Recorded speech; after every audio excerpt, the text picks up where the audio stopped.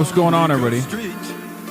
I hope everyone's having a fantastic evening, afternoon, pre-noon, no matter where you are in the world. I'm Hassan Piker, and this is HasanAbi broadcast coming to you live from New York, New York. Hold on.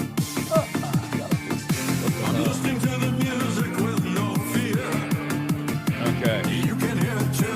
Coming to you live from New York, New York, Manhattan, also known as Mamdanistan. We're live and alive, and I hope all the boys, girls, and MBs are having a fantastic one. Because today's a beautiful day, today's a wonderful day, today's a fantastic day. Oh, what the hell? I feel like I did that on purpose. I feel like I did that myself. God damn it. Come on, man. Just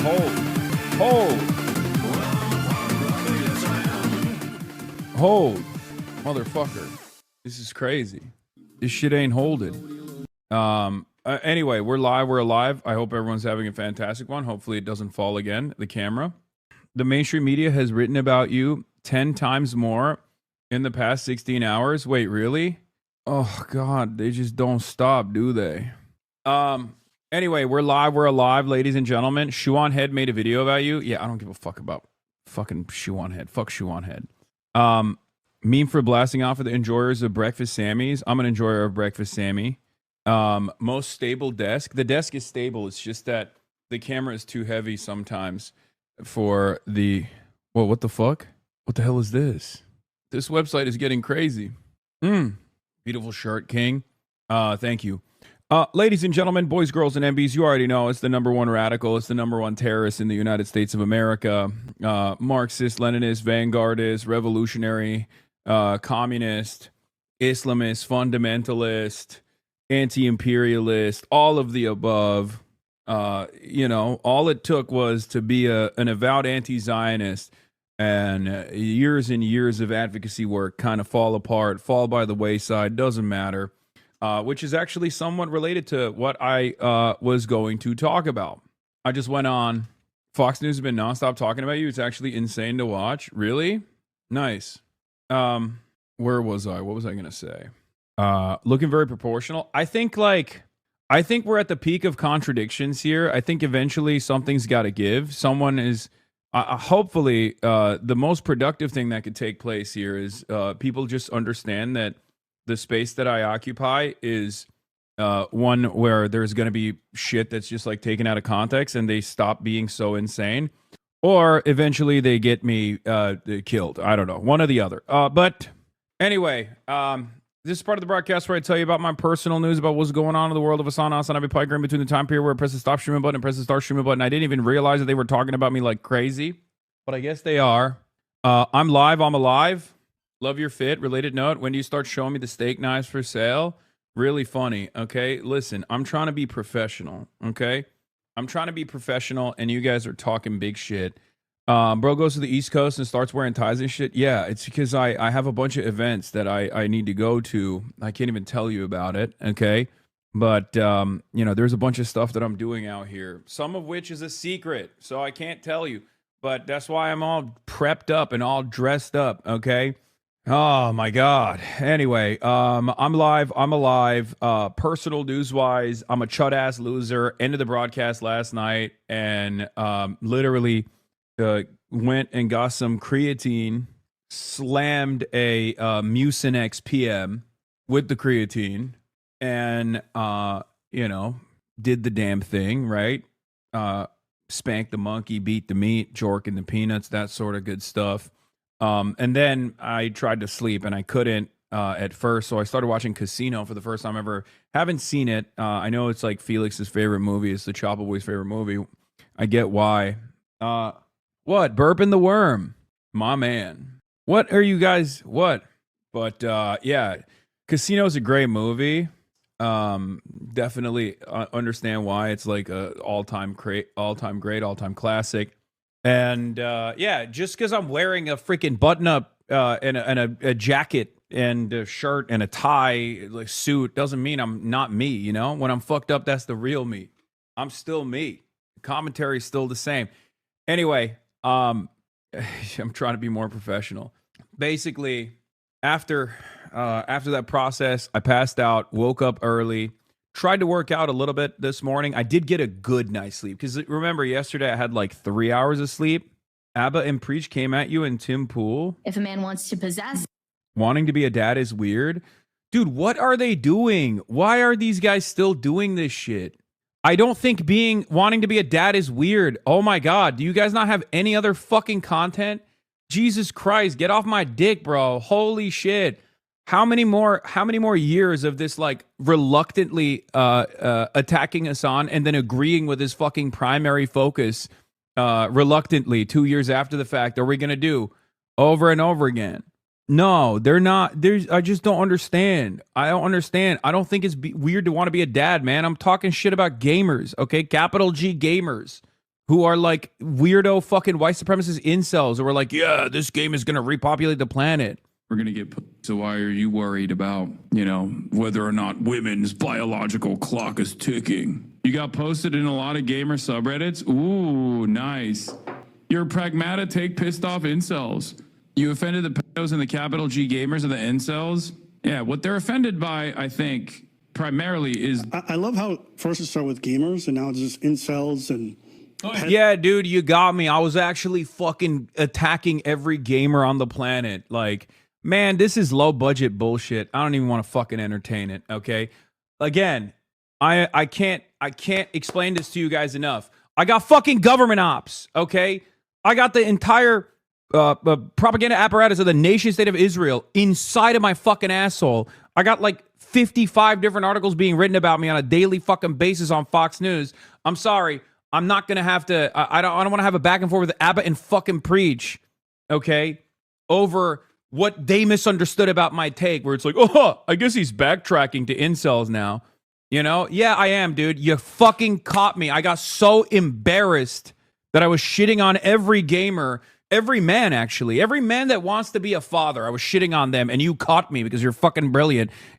God forbid you misunderstood the original take that I was making. God forbid. That's never a perspective with any of these guys, okay? No one on the internet ever does this thing where they're like, hold on, let me see what he means. No, I've already been established as a fucking villain for a lot of these dudes, okay? For a lot of these dudes, and it does so well on the algorithm that they just go, yeah, I'm a professional misunderstander of the point that he's making. God forbid you fucking agree with me, you only agree with me maybe 2 years after the fact, It's so funny. Dude, you probably agree with my take. It's like 90% of the time, if you actually listen to what I have to say, you probably agree with it, okay? Unless you're like some fucking weirdo, which, Abba and Preach are like centrist on the weirdo spectrum. They're not as like reactionary or whatever. You probably fucking agree with my take. Yes, sweaty, weirdo losers who talk about repopulating and saving the white race or whatever, that think that like a video game like Pragmata is somehow going to improve the birth rates. Well, it's probably, even if it does improve the birth rates, it's probably not going to be for the guys who talk about the birth rates. People who are predisposed with the fucking birth rates are not fucking, okay? That's the point. And it's an agreeable position that I suspect Abba and Preach would probably agree with as well. So why the fuck are you doing this idiotic song and dance where you know what my actual perspective is, and then you hear me elaborate on my actual perspective, and then you go, oh, you got called out, so now it's incels. Stop. Don't do this fucking bullshit. Jesus Christ. Be real, man. Be serious. Please be honest. Like, what are we doing?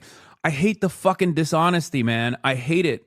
Like, oh, you clarified your position? That's because you got backlash and you're backtracking. No, dude, you think I fucking give a shit about a bunch of neo-Nazi, right-wing, insane grifters that even other fucking right-wing grifters now assume are grifters? Oh no, they're talking shit about me. It's a fucking Monday. It's a fucking Tuesday. It's every day of the fucking week. You think I give a shit about what they say?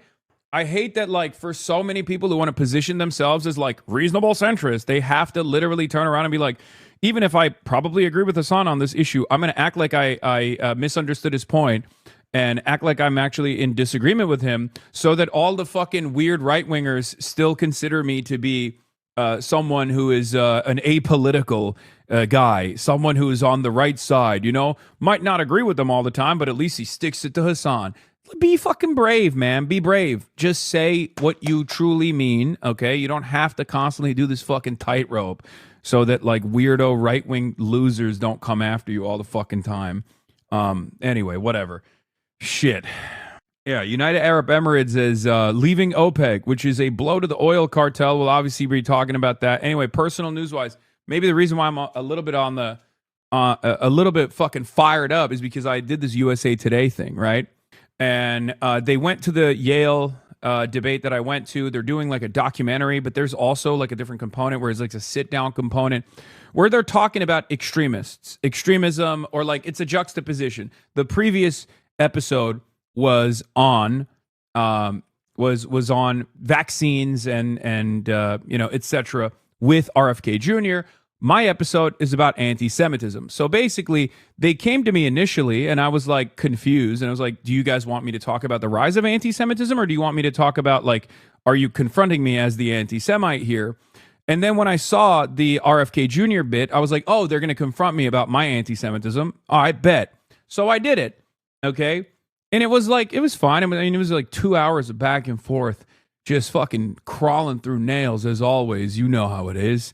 Just on my fucking hands and knees being like, look, man, I've spent my whole life fighting against these forces. Like, we gotta be sincere about our opinions. We have to say the truth, whatever. It's like, well, you call, you know, Israel Nazis. It's like, yeah, because they are, you know, they are. They should just stop being a Nazi if they don't want me to call them, you know, all this stuff. It was just like all optics.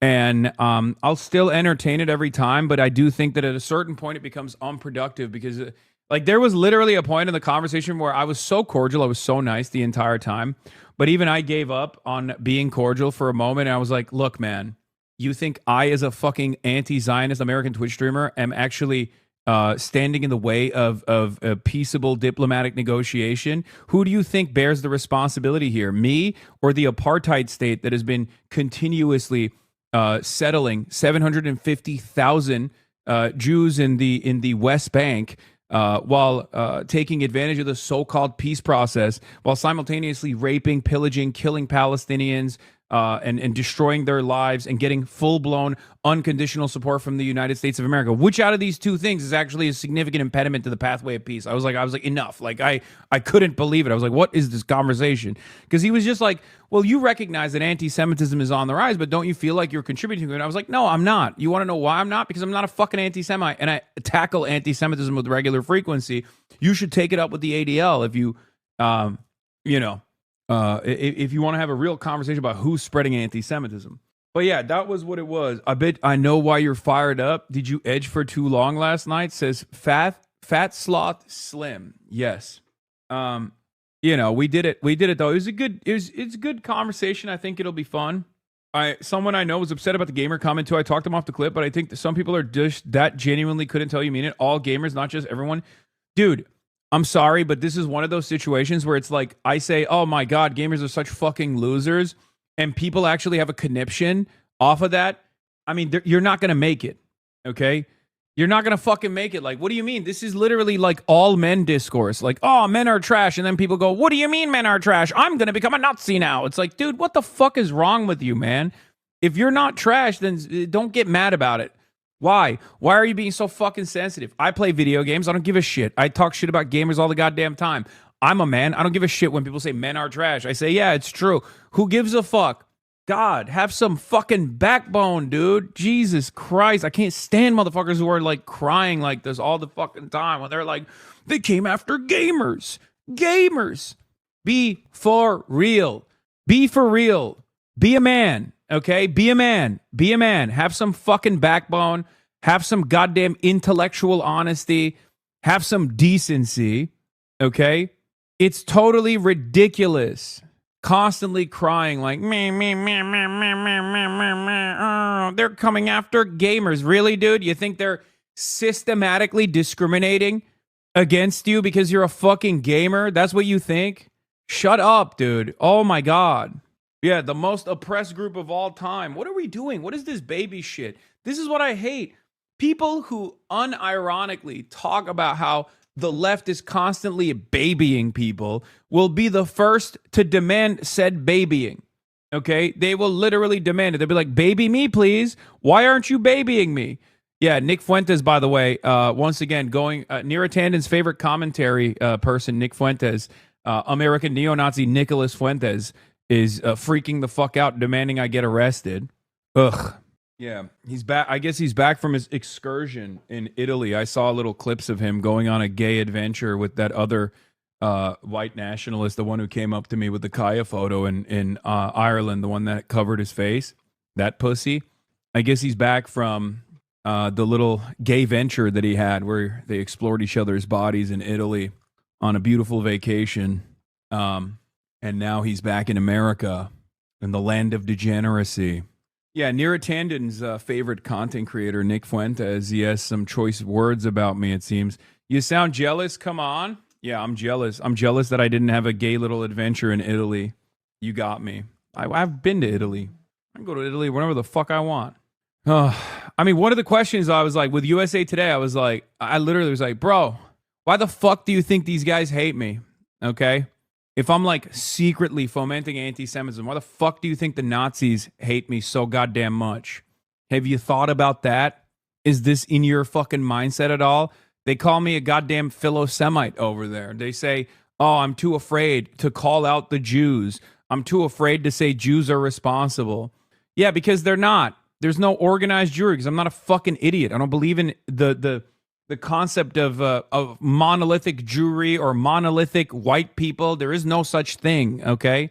It doesn't work that way. Yeah, I guess constantly being a fucking socialist, being a leftist, especially in the United States of America, means you have to eat it from every end, dude. You got to eat it from the fucking reactionary liberals. You got to constantly take it from the right.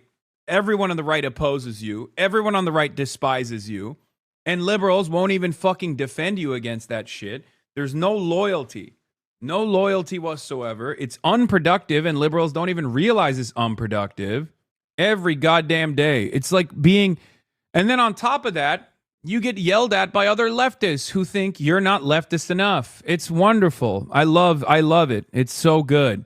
An entire movement designed around being as like annoying as possible. Purity politics, constantly seeking out imperfections amongst allies. Just the most difficult environment to organize in, where everything is positioned against you. You know? You said I should show some intellectual backbone. Then you said I should.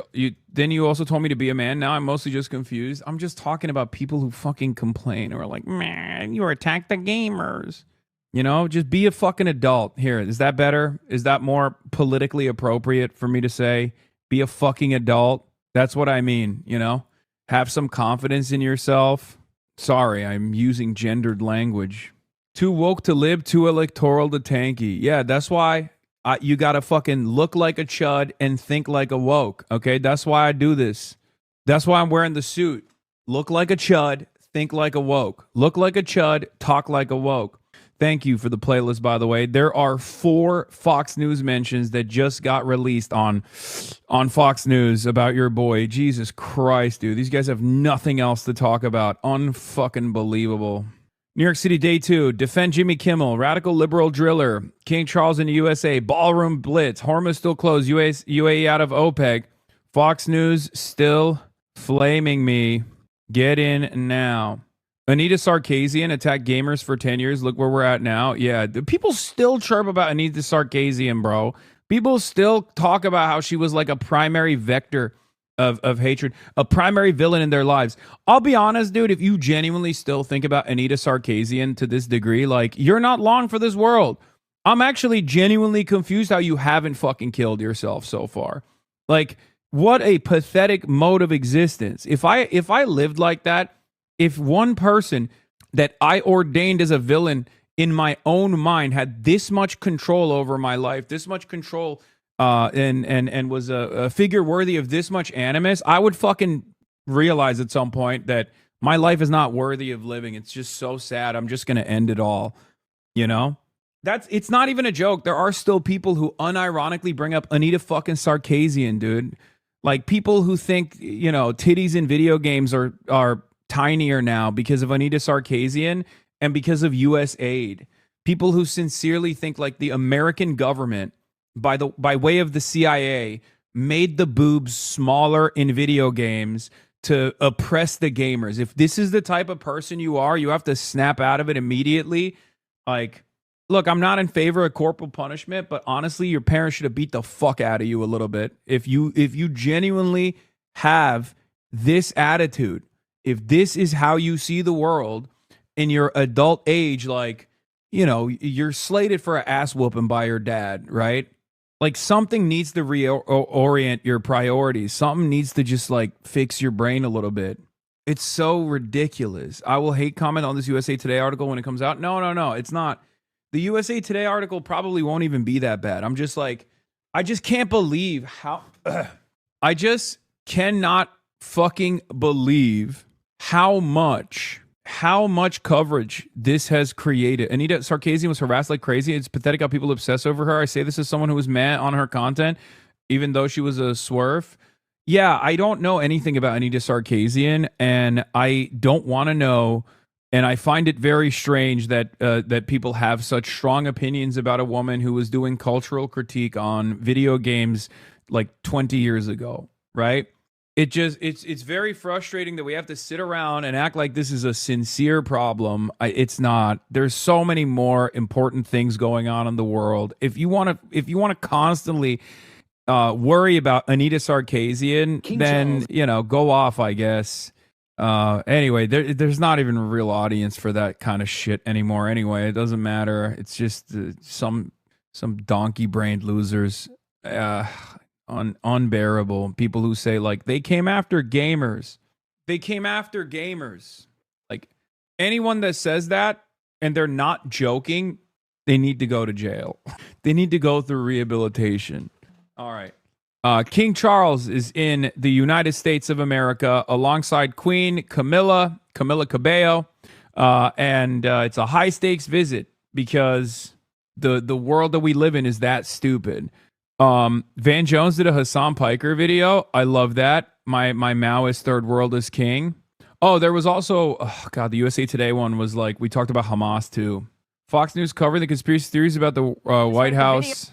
Oh, dude, yeah, it's awesome that Fox News is complaining about conspiracy theories. Van Jones, his statement outraged many who just now want to write him off. That's a mistake. He has a massive audience and is emerging as one of the major voices of this generation. Those of us who disagree owe him and his audience a real argument. Here's mine. And my position doesn't come from ignorance about oppression. A big chunk of my life, I was a grassroots activist. You literally were a Maoist third worldist who talked about the apartheid. You wrote spoken word poetry. Van Jones, in the 80s and 90s, was a Maoist third worldist, okay? This is not a joke. I mean it. I'm serious. Like, this is real, okay? Van Jones is a Maoist third worldist who wrote spoken word poetry rap songs about Israel's apartheid of the Palestinians. Now, this was, of course, before he got hit with the Obama ray, okay? When he got into the Obama cabinet, obviously, by that point, he had been a soldier for neoliberalism, or at some point something changed in him, right? Obviously.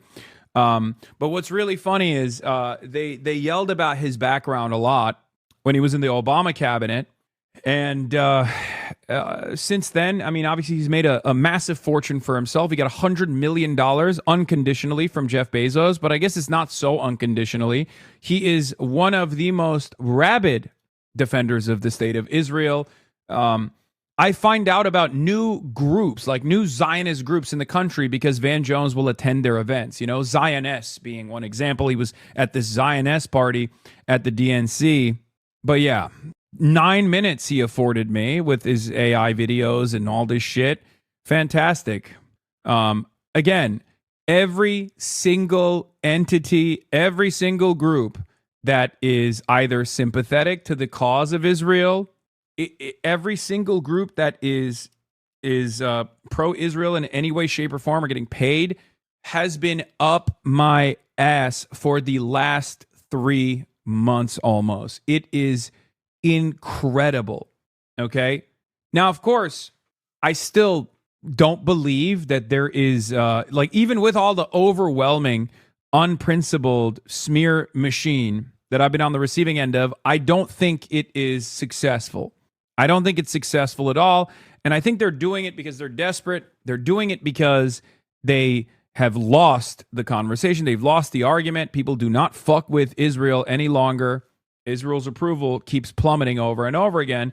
So now basically they're doing everything in their power to punish those who played a role in opposition to Israel. But the past 3 weeks have been unbelievable. I have never seen this level of coverage and attention. Fox News has basically been writing hit piece after hit piece every fucking day, multiple times a day. Okay? Wall Street Journal, free expression. Microlooting is a luxury belief.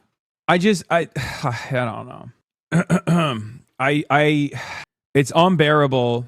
It's really, really annoying. It's annoying that I have to deal with it at all. It doesn't even have the negative impact that these people think it does, but it doesn't stop them from annoying me.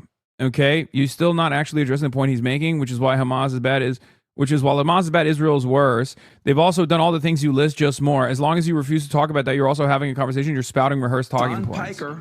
Yeah, I assume this is just like, here's why Hamas is bad. Okay? Which is what everybody wants to talk about. The entire point between like Israel is 1,000 times worse than Hamas is that Hamas's excesses and the actions that they engage in, okay, from time to time are indefensible, okay? A lot of people in my community will get mad at me for this. They'll be like, how dare you say that? It is, okay? Any violation of international law is going to be something that is critical, okay? Worthy of criticism. The problem is, if you spend a good deal of time condemning that shit, then you're missing the forest for the trees, okay? It doesn't matter in comparison to the violence that Israel is subjecting the Palestinians to. It should not change that dynamic or the calculation of whether or not genocide is permissible, whether or not apartheid is permissible. It's not. And these guys don't want to talk about that. That's why they spend a good deal of time talking about Hamas. Hamas could be the greatest, most moral defenders of the Palestinian emancipatory movement, and you'd still fucking oppose them. Bro, you were on the last Shoe on Head video. I will literally shoot myself with a gun if you bring that shit up in here, okay? Why? What do you want me to do? Do you want me to go out, purchase a shotgun, shoot myself in the face, not die in the process, but at least lose significant chunks of my fucking brain so I can operate at the same substandard, suboptimal IQ level that Shoe on Head and her dumb fuck audience operates in so I can do a regular response to that? Is that what you want me to do? Do you want me to lose chunks of my brain? Do you want me to John Fetterman myself so I can understand the compelling argument that Shoe on Head makes, one that should have been left in the dustbin of history all the way back in 2016? Ooh, look at me. I'm an emo girl and I change my politics all the fucking time. Ooh, look at me. As an emo girl, I look like that one meme on the internet. Okay? 4chan guys who are now 38 years old want to fap to me. Fuck. Why would you openly admit that you listen to Shoe on Head in 2026, man? What the fuck is wrong with you? Every single one of these people are stupid fucking grifters, okay? They flip-flop like flapjacks. Nick Fuentes is another one of these dipshits. I mean, he's consistent on his anti-Semitism, but he keeps going back and forth on whether he wants to punish the Republican Party for being too philo-Semitic, or whether or not he wants to actually demand that the Republican Party punish the opposition. He goes back and forth on it all the time. None of these motherfuckers are consistent. None of these motherfuckers have a genuine worldview. At least with Nick Fuentes, he does have one. It's repulsive, it's toxic, it's disgusting, but at least I can like associate him with a movement, with an ideology. But people like Shoe on Head are basically a humanoid version of a fucking Reddit aggregator. They just spit out shit that they see on subreddits. So why the fuck are you going there? You might as well just go to the subreddit directly and read all the commentary that they turn into video essays. Jesus Christ. What an unbearable fucking way to exist, dude. Oh, I'm getting all my politics from Shoe on Head. Honestly, good luck, dude. People should be more embarrassed, okay? What happened to shame? What happened to shame? If you're getting your politics from a person like Shoe on Head, you should be embarrassed. Go spend some time in the real world. Try to explain to people that this is the person that's educating you on your worldview. God, it's like saying, oh, I get my politics from fucking Patrick Bet-David. Oh my God, the things I want to say to people like this. All right, let's get to the goddamn president. Is preparing to address Congress this morning. I gotta to strike piss. a tone of unity as tensions over the war in Iran and the Epstein scandal loom large.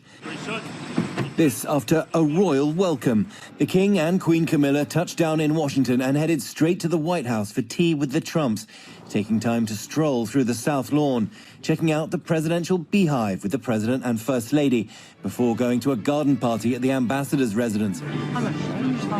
Today, after an official ceremonial welcome this morning, King Charles will head to Capitol Hill. In a 20-minute speech, he will reference Saturday night's shooting and express his solidarity and support. His remarks have been carefully crafted by senior diplomats, and he'll call the UK-US relationship one of the greatest alliances in human history and call for our shared values to be defended. And after President Trump's stinging attacks on Britain for not joining the war in Iran, Charles will talk of reconciliation and renewal. He's obviously acutely aware that everyone is going to be hanging on to his every word. Because of the situation politically, this has become a very high-stakes visit, and King Charles is walking a bit of a tightrope. He needs to utilise that soft power and have influence, but he can't stray into anything that... It's so funny that basically everyone knows exactly what's going on, except for Trump, I guess. Everyone knows he's a baby.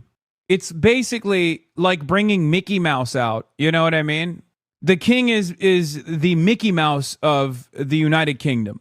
Trump really likes the royal family. The UK is aware of this. They know Keir Starmer has no motion. They know Keir Starmer is a fucking loser and unbearable. And I guess it's one of the few instances where I kind of agree with Donald Trump in bullying Keir Starmer. Like, if I was in his shoes, I'd do the same exact thing because he just sucks so bad. So they have to send their powerful guns out, knowing full well that Trump actually has a lot of respect and a lot of admiration for the royal family. Trump wants to be a king anyway. So they're going through this process like a baby. We are treating the American president, the leader of the free world, like he is a baby because he is a baby. Think about that. A goddamn child. People are basically walking around on eggshells where they're like, we got to bring the king out. We got to bring the fucking king out. I mean, it's great. As an American, I do actually like this a little bit. Like, I think, look, no disrespect to the United Kingdom. No disrespect to my British comrades out there, but I will say this. The royalty does deserve this humiliation, right? In my opinion, I think it's worth it. It's due, right? It's due time for the royals to be, tarred and feathered in this way, spiritually, right? Cucked. So I do think it's kind of good, right? Don't get mad at me. This is nothing to do with my British comrades and your daily struggles over there. Okay, I'm not talking shit about England. I'm just saying that, like, the concept of royalty, I do not understand. It's very strange, and very silly, really. So it's wonderful that this, like, symbolism of monarchy that is resilient has to go through this ritualistic humiliation in an effort to create better relations between the UK and the United States of America. It's also funny that it's yet another example of Keir Starmer's incompetence, and he's so unbearable. He's so intensely disliked. It's impossible for him to do adequate diplomacy. So they have to go through the motions like this, and they have to send the king out like a goddamn, like he's goddamn SpongeBob with a child's birthday pageantry at Chuck E. Cheese. Britain's ambassadorship to Washington said the U.S. has one true special relationship, probably Israel. Oh, not the UK, in remarks reported by the Financial Times that risk overshadowing King Charles's U.S. visit.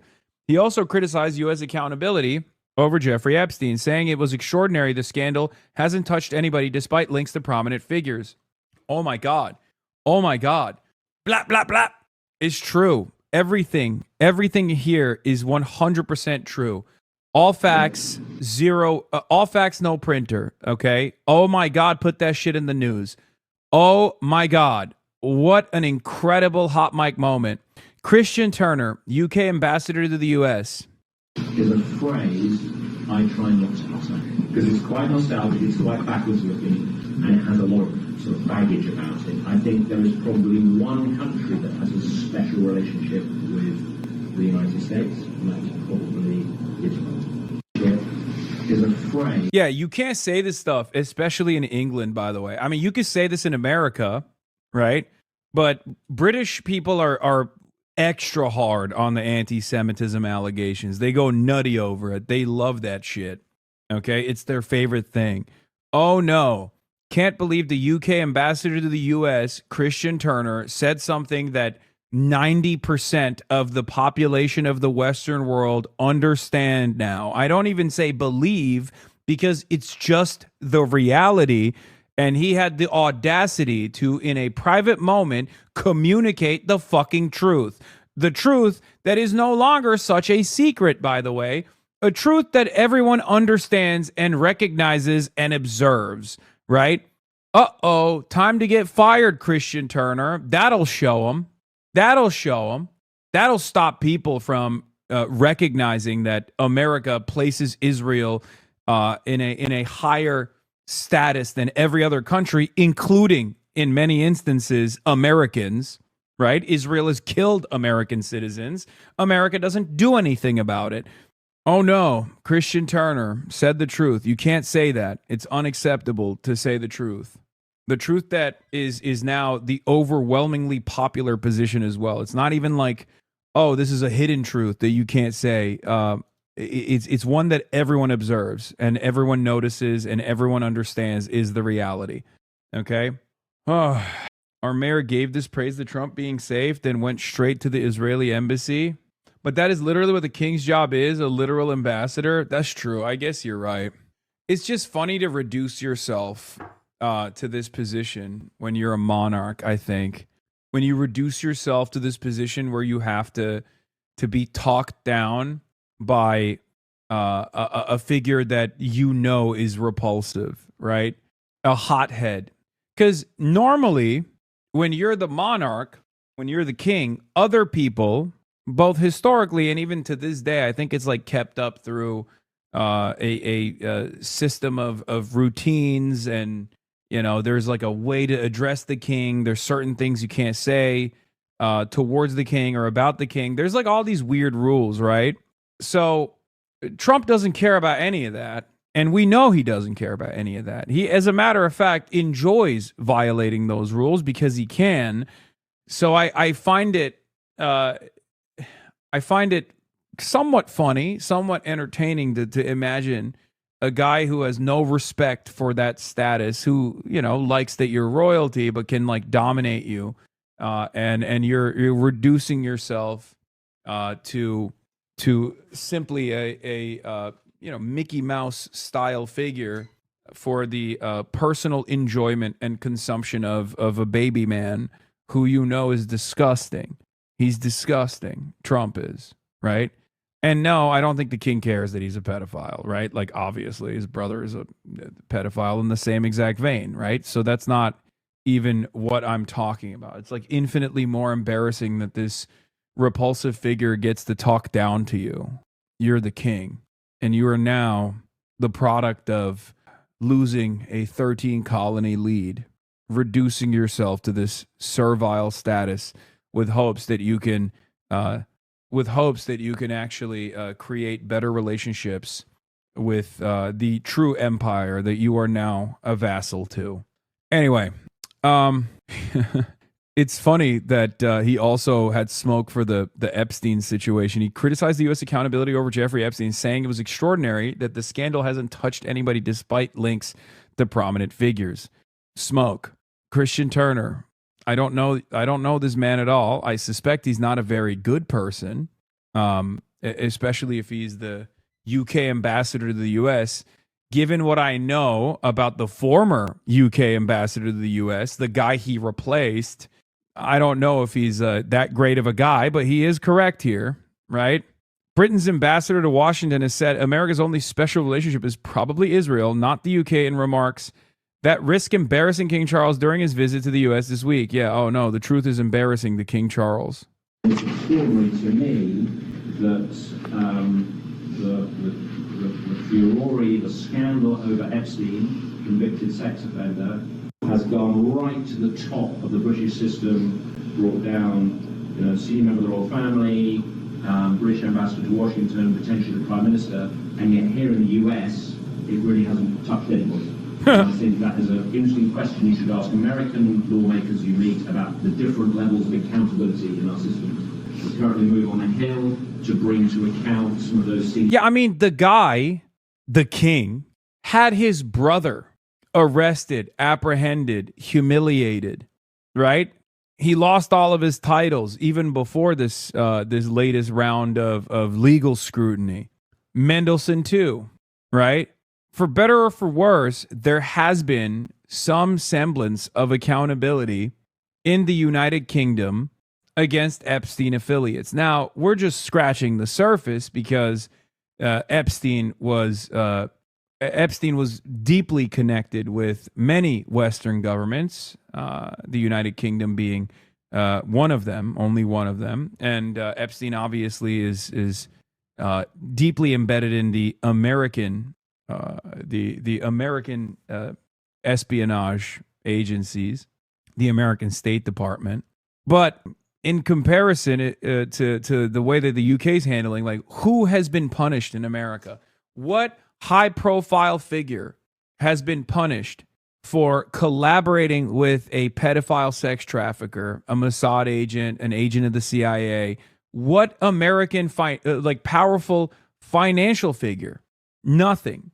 The only accountability that has come for one person in the media was that one guy who was really excited about hanging out with Jeffrey Epstein, and Barry Weiss did not even want to punish that person. He basically self-isolated.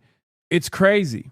Oh yeah, a Harvard professor Larry Summers has been taken off of his I think he was the dean, right? He's no longer a dean or something. I mean, talk about a slap on the wrist, dude. Yeah, the Coldplay concert CEO got more punishment. Brett Cooper called you out on YouTube at 10 minutes in.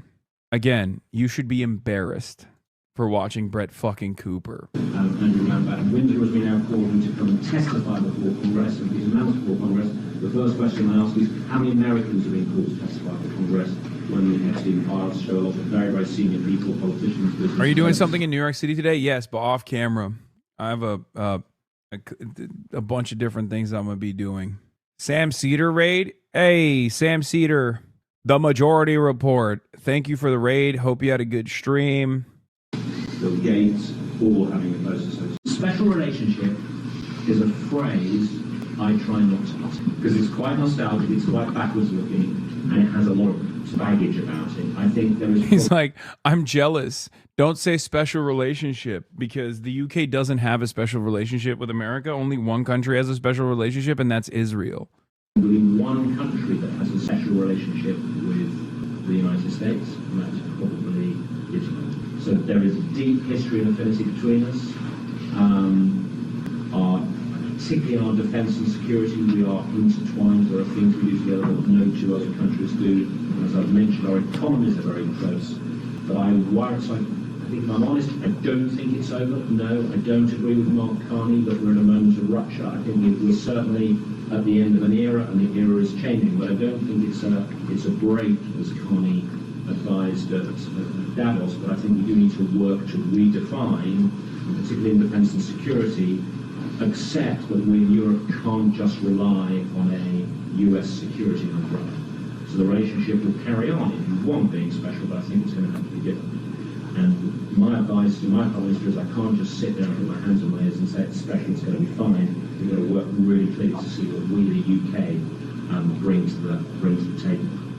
To get to a threshold where you remove the Prime Minister from the Labour Party, according to the Labour Party rules, as I'm sure you know, is really quite hard. 80 MPs have to sign a letter in public, which is like signing a death warrant. It's much harder than for the Tories. So I think that is still quite difficult. And Keir personally is he's a stubborn guy. He's never lost a fight he's in. And so I think Keir saying I'm quitting is quite a high bar.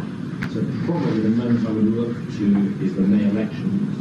If Labour does very badly in the May elections, I suspect the party will move to go over that threshold and remove him. It seems to be conventional thinking. If they do okay. The King's speech is starting soon, not the movie. Yeah, I can't wait to hear what the fucking King has to say with his potato fingers. Glenn Greenwald deleted tweet about Barry Weiss.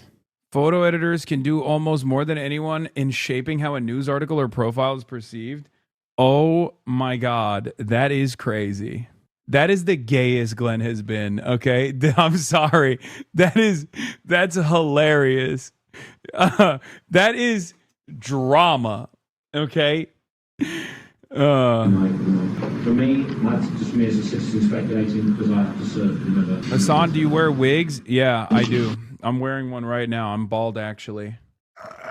Glenn ate no crumbs. True. Glenn slowly growing back on me in a weird way. I mean, yeah, he's always been good on Israel and stuff, so it's not surprising. 20 minutes till speech. Vance is already there. Yeah. Yeah, bro thinks he's Netanyahu. Okay, that's the real one true king. Okay, the real king of America, the American Empire, the one who sits on top of that throne, is not King Charles. Bro thinks he's Benjamin Netanyahu with a joint meeting of Congress, like addressing a joint session. No, sir. Let's see if Fetterman wore a suit for this one. Probably not. He only does it for the real king. Anyway, comments were made in the weeks running up to the U.S.-Israeli strikes on Iran that began the current conflict in the Middle East. Yo, that one of the other things I saw here, you were being anti-Semitic. Yes, I know. I know. What was I going to say? Oh, one of the other ways of trying to understand whether or not the war effort is going well is by listening to our vassals. Okay? Now, there is varying degrees of being cucked, right? The maximum cucking is when you're Kash Patel, right? Kash Patel level is like the maximum cuck, where your girlfriend is holding someone else's hand during a shootout, right? And you're embarrassed by this because it's reported on in the Gray Lady, the paper of record, the New York Times. So England is fairly cucked to the United States of America, but I wouldn't say Kash Patel level cucked, right? They're not Kash level, if that's the highest level of being cucked.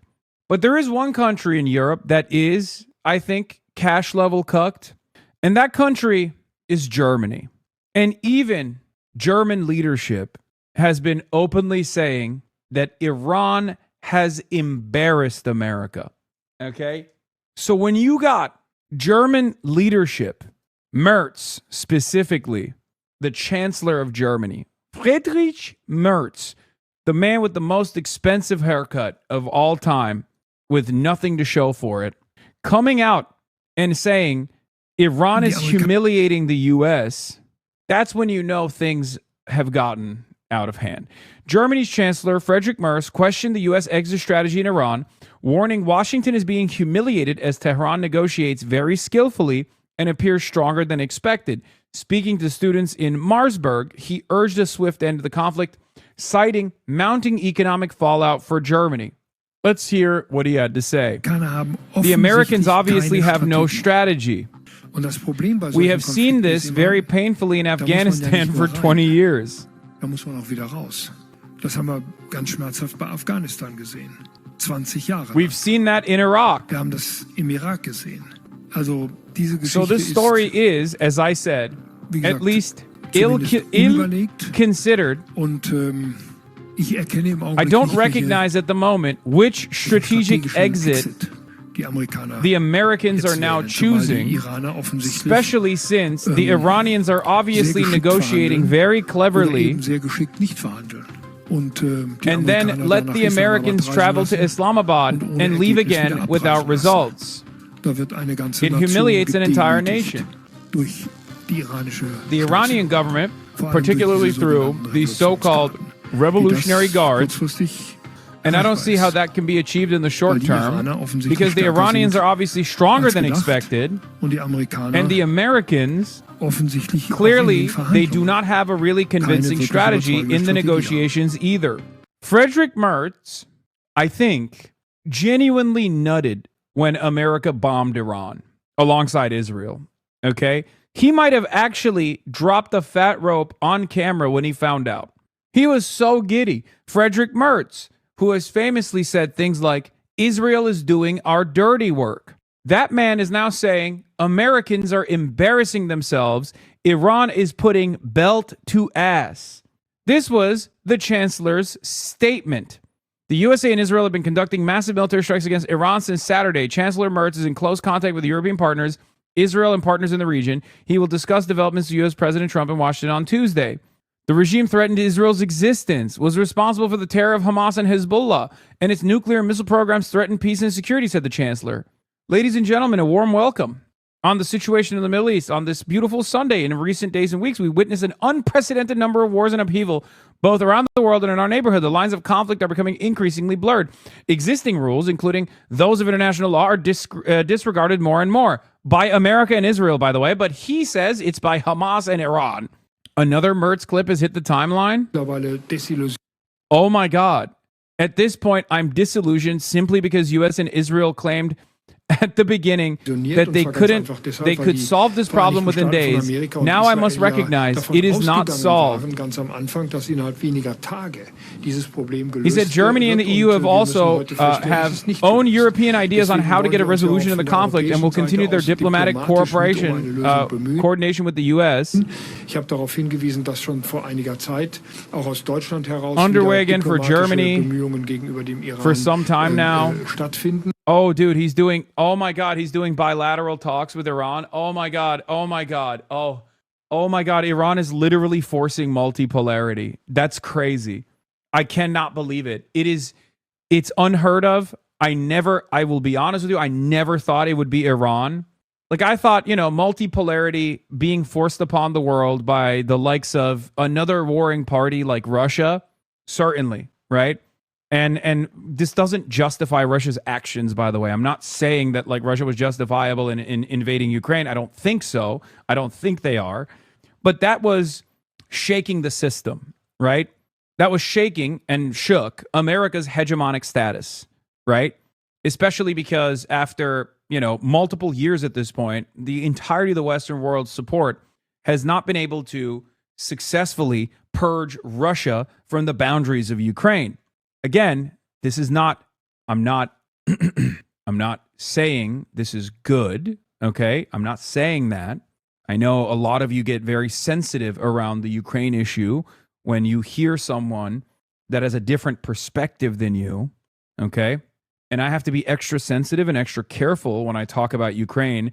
Now that I know Ukraine objectively has shooters in the United States of America, I don't want to be the target of their enmity. Okay, I apologize, Dylan Burns. Please don't send your Fedayeen after me. Okay, I don't want Ryan Ruth, his 1,000 NATO-trained Afghan soldiers, or Cole Allen to come and assassinate me. I'm not the fucking president. Okay, so I have to be extra careful on this issue, just qualifying all my statements. But here's the thing. I would have expected Russia to force America's hand and show the European partners that there are other regional powers out there who are capable of being insane enough and like break the system of unipolarity, break the system of American hegemony, right? I never thought that country would be Iran. I guess these things work in coordination and tandem with one another, but Iran, by simply approaching this issue because they see it as a crisis of survival and being steadfast in their defense of their own sovereignty, has forced the hand of European counterparts that have been vassals for far too long into bilateral commitments with Iran. Into, I don't know what those commitments are going to look like. I don't know what those commitments will look like, but I suspect that any kind of decision making that does not involve the United States of America, any kind of bilateral decision making with Iran, is a major step against American hegemony, right?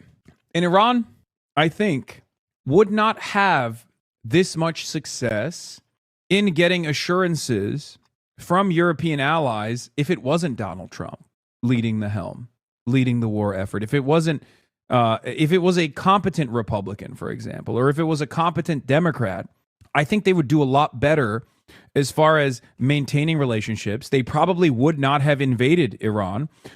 We know this because even the most insane, the most intensely ultra-Zionist leadership on the Democratic side with Joe Biden objectively did not bomb Iran, right? They were training for it. They were training for the opportunity. And if you believe Amos Hochstein, they were going to do it, but they didn't. Trump did. Trump took it there.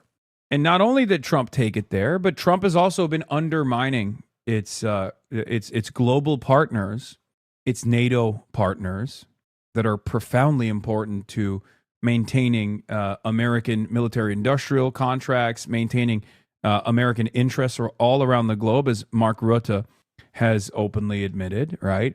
I think all of that is the reason why even these goddamn servile cucks that are in charge of great industrial powers like Germany, the economic engine that runs the European Union, are finally saying, yeah, maybe we got to reconsider America's position on the global stage. It's kismet. It's perfectly chaotic. And some might even assume this was an inevitability considering how vast the American empire was, spread too thin, right? No country can be everywhere all at once and be a domineering force for thousands of years. So there was an inevitability that the end of American empire would come, but I do think Donald Trump has accelerated the demise, for sure. I guess the accelerationists were right in that regard. Merz is a waffling cretin, militarizing Germany, radicalizing society, and losing support faster than Starmer, making a takeover by the post-Nazi AfD all but inevitable. Yeah. Is this photo real, Lamau? Yes. The bigger question here is if the Americans are as strategically stupid as Merz is saying, why do Germany and the rest of the European leadership insist on tying their future to them? Where is Germany or Europe's independent strategy on Iran? Didn't Merz issue, together with Macron and Starmer, a joint statement at the beginning of the war condemning Iran for the war? Doesn't that make them even more strategically inept when your own public diagnoses is that the ship is sinking and your response is to stay on board? This is just vassalage with editorial commentary, which is even more strategically stupid than whatever Trump is doing. Yeah, I mean, if this kind of negative sentiment is not tied with like bilateral commitments that undermine America's interests, then it's nothing. Then, yeah, you are even dumber than Donald Trump, right? It's true. We shall see. When he says Germany and the EU have their own European ideas on how to get a resolution on the conflict that will continue their diplomatic efforts in coordination with the U.S., perhaps they will do that. I don't know what that looks like as it stands currently. I don't have a lot of confidence in especially this crop of European leadership, because many of them are still very much neoliberals, very much center-right figures, very much figures that are invested in defending the interests of the same international consortium of capital that the American leadership is invested in defending the interests of. So I don't know where they will go, but this is opening up potentially new opportunities. Once again, it'll just never not be funny that these guys know how fucking stupid Donald Trump is. They know how childish he is. And they're at the mercy of the whims of a madman. And they have to play ball. And they have to glaze him. And they have to like humiliate themselves. They have to debase themselves to ensure that they do not receive the wrath of American empire. They're like, please, Mr. President, don't invade a NATO country. That was the conversation, remember. These guys that have talked about how big of a threat Russia is to European security, right, had to now cover their left flank out of nowhere. They were like, what? What do you mean you are going to militarily annex a piece of the European continent? You already have bases everywhere. What are you talking about? And every time Donald Trump gets mad, he floats that shit over and over again. Part of the reason why the king is here in the United States, aside from his joint session address, is because he has to explain to the president. I talked about this like last week. or a couple weeks ago. Maybe you guys remember. Part of the reason why the president or the king has to visit the president is so he can explain to him that Canada is a part of the Commonwealth. As in, if he's trying to urge Trump by using his symbolic status and Trump's interest in the royal family to stop him from militarily annexing parts of Canada. It sounds like a joke. If you were to tell me, not 10 years ago, because 10 years ago it was still Trump, but if you were to tell me 20 years ago, okay, if you were to tell me 20 years ago that this is what would be happening right now, like that the American president was threatening to militarily annex Canada, threatened to militarily annex parts of Europe, and that he had the attitude of a baby, like a child, and that the British king or the queen at the time would have to do a visit to beg the American president not to invade Canada and to remind or educate the person, the American president, that like Canada is a part of the Commonwealth. So you're technically invading, a part of the great British Empire. I would assume that, I would say that's unbelievable. There's just no shot. 14-year-old Hassan was probably too busy jorking it to listen, though. True.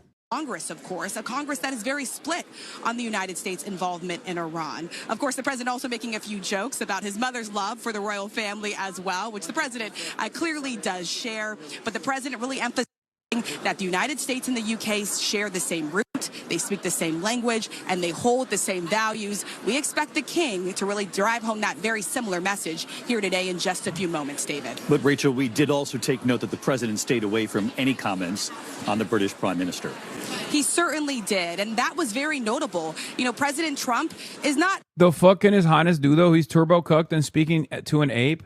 No, this is important. Bro, Trump is an ape? Think about the king as like a banana, right? Like that's what this is. They're like, oh, it's feeding time.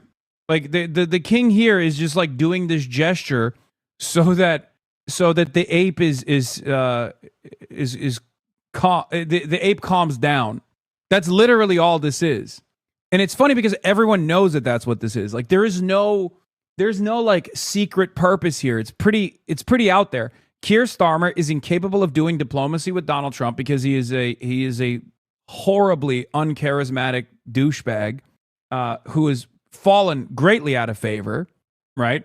Trump doesn't respect him, but Trump actually likes the royal family. So Trump's like, oh, it's the king. The king is coming to me. Like these are, in some ways, this does remind me of like, things that you read about dictatorships in the third world, right?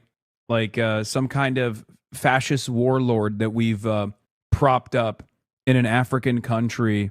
And it's like a horribly violent monster that is an American puppet. And all of the other regional partners have to satiate his appetite and like try to figure out what things he's interested in to basically have a polite conversation. And that's what the rest of the world is doing to Trump. That's literally what's going on. Trump is, for all intents and purposes, like a bad dog, right? An untrained dog that was maybe abused and angry and like lashing out at people. And now, instead of a Cesar Millan style approach where someone comes in and goes, and stops the dog from biting everybody, we're just trying to give the dog enough treats so that we fatten the dog up so he calms the fuck down. We're trying to bribe the dog to not bite the delivery guy. The Chancellor of Germany, Friedrich Merz, thinks it's okay for Iran to have a nuclear weapon. This is his number one. He's like, oh, you oppose me? You oppose me? Oh, you want Iran to have a nuclear weapon? Sure, bud. That's what's going on here. The Pope wants Iran to have a nuclear weapon. Friedrich Merz wants Iran to have a nuclear weapon. He's got one speed. This is his only retort. Anyone that says, hey, man, maybe you should stop fucking the international energy markets with your penis. Anytime people say this reasonable thing, Trump's response is, oh, I guess you want Iran to nuke you. He said Pope Leo wants Iran to have nuclear arms. He doesn't know what he's talking about. If Iran had a nuclear weapon, the whole world would be held hostage. I'm doing something with Iran right now that other nations or presidents should have done long ago. No wonder Germany is doing so poorly, both economically and otherwise. President Donald J. Trump.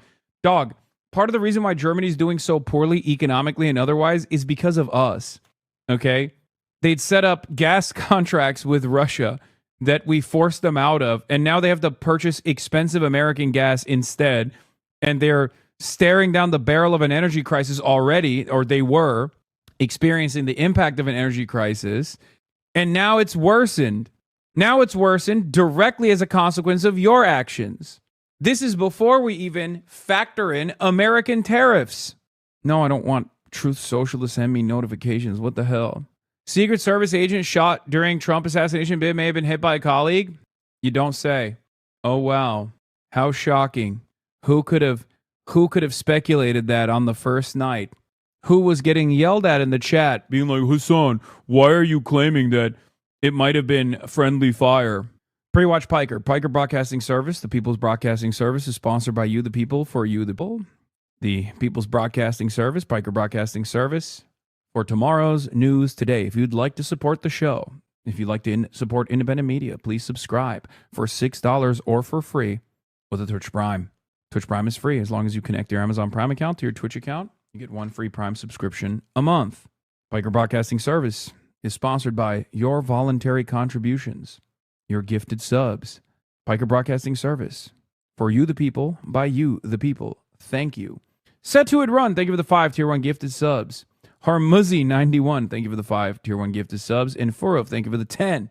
Closed presents with 50 bones. I mean, this is again purely speculative, but that was my initial assessment as well. Does the white monster mean you're a blue collar worker? Yes. All right, the king is speaking. King Charles, who made many visits to the Members US. of Congress, I have the high privilege and distinct honor of presenting to you His Majesty Charles III. Mr. Vice President, Mr. Speaker, members of Congress, representatives of the American people across all states, territories, cities, and communities. I would like, if I may, to take this opportunity to express my particular gratitude to you all for the great honor of addressing this joint meeting of Congress, and on behalf of the Queen and myself, to thank the American people for welcoming us to the United States to mark this semi-quincentennial year of the Declaration of Independence. And for all of that time, for all of that time, our destinies as nations have been interlinked. As Oscar Wilde said, we have really everything in common with America nowadays, except, of course, language. So I like his suit. I'm a suit guy now. I'm a sartorial guy, and I gotta say, times of I like the fit. From Europe to the Middle East, which pose immense challenges for the international community, and whose impact is felt in communities the length and breadth of our own countries. We meet, too, in the aftermath of the incident not far from this great building that sought to harm the leadership of your nation and to foment wider fear and discord. Let me say with unshakable resolve, such acts of violence will never succeed. Bro has hot dogs for fingers? Yeah. Whatever our differences, whatever disagreements we may have, we stand united in our commitment to uphold democracy, to protect all our people from harm, and to salute the courage of those who daily risk their lives in the service of our countries. Standing here today, it is hard not to feel the weight of history on my shoulder. Where is his because crown? The modern relationship between our two nations. That'd be really funny if he wore a crown spans all not the time. Nearly 250 years, but over 4 centuries. It is extraordinary to think that I am the 19th in our line. Someone in the chat said this is some sovereigns to libtard study shit. The daily idea that attention the the king is affairs of doing America. libtard propaganda is awesome. So I come He's a here king. today with the highest respect for the United States Congress, this citadel of democracy created to represent the voice of all American people to advance sacred rights and freedoms. Speaking in this renowned chamber of debate and deliberation, I cannot help but think of my late mother, Queen Elizabeth, who in 1991 was also this chamber of great deliberation. True, dude. Yeah. I don't know if you know this, but like Lauren Boebert and Nancy Mace are congresspersons, okay? You can't really... Randy Fine is a fucking congressperson. It's not exactly such a great deliberative body anymore. Of our nations to express the highest regard and friendship of the British people to the people of the United States. Now, as you may know, when I address my own Parliament at Westminster, we still follow an age-old tradition and take a Member of Parliament hostage,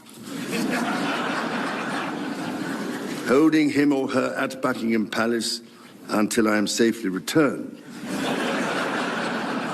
These days, we look after our guests rather well, to the point that they often do not want to leave. I don't know, Mr. Speaker, if there were any volunteers for that role here today. As I look back across the centuries, Mr. Speaker, there emerge certain patterns, certain self-evident truths from which we can learn and draw mutual strength. With the spirit of 1776 in our minds, we can perhaps agree that we do not always agree, at least in the first instance. Indeed, the very principle on which your Congress was founded, no taxation without representation, was at once a fundamental disagreement between us, and at the same time a shared democratic value which you inherited from us. Ours is a partnership born out of dispute, but no less strong for it. So perhaps in this example, we can discern that our nations are in fact instinctively like-minded, a product of the common democratic, legal, and social traditions in which our governance is rooted to this day. Drawing on these values and traditions, time and again, our two countries have always found ways to come together.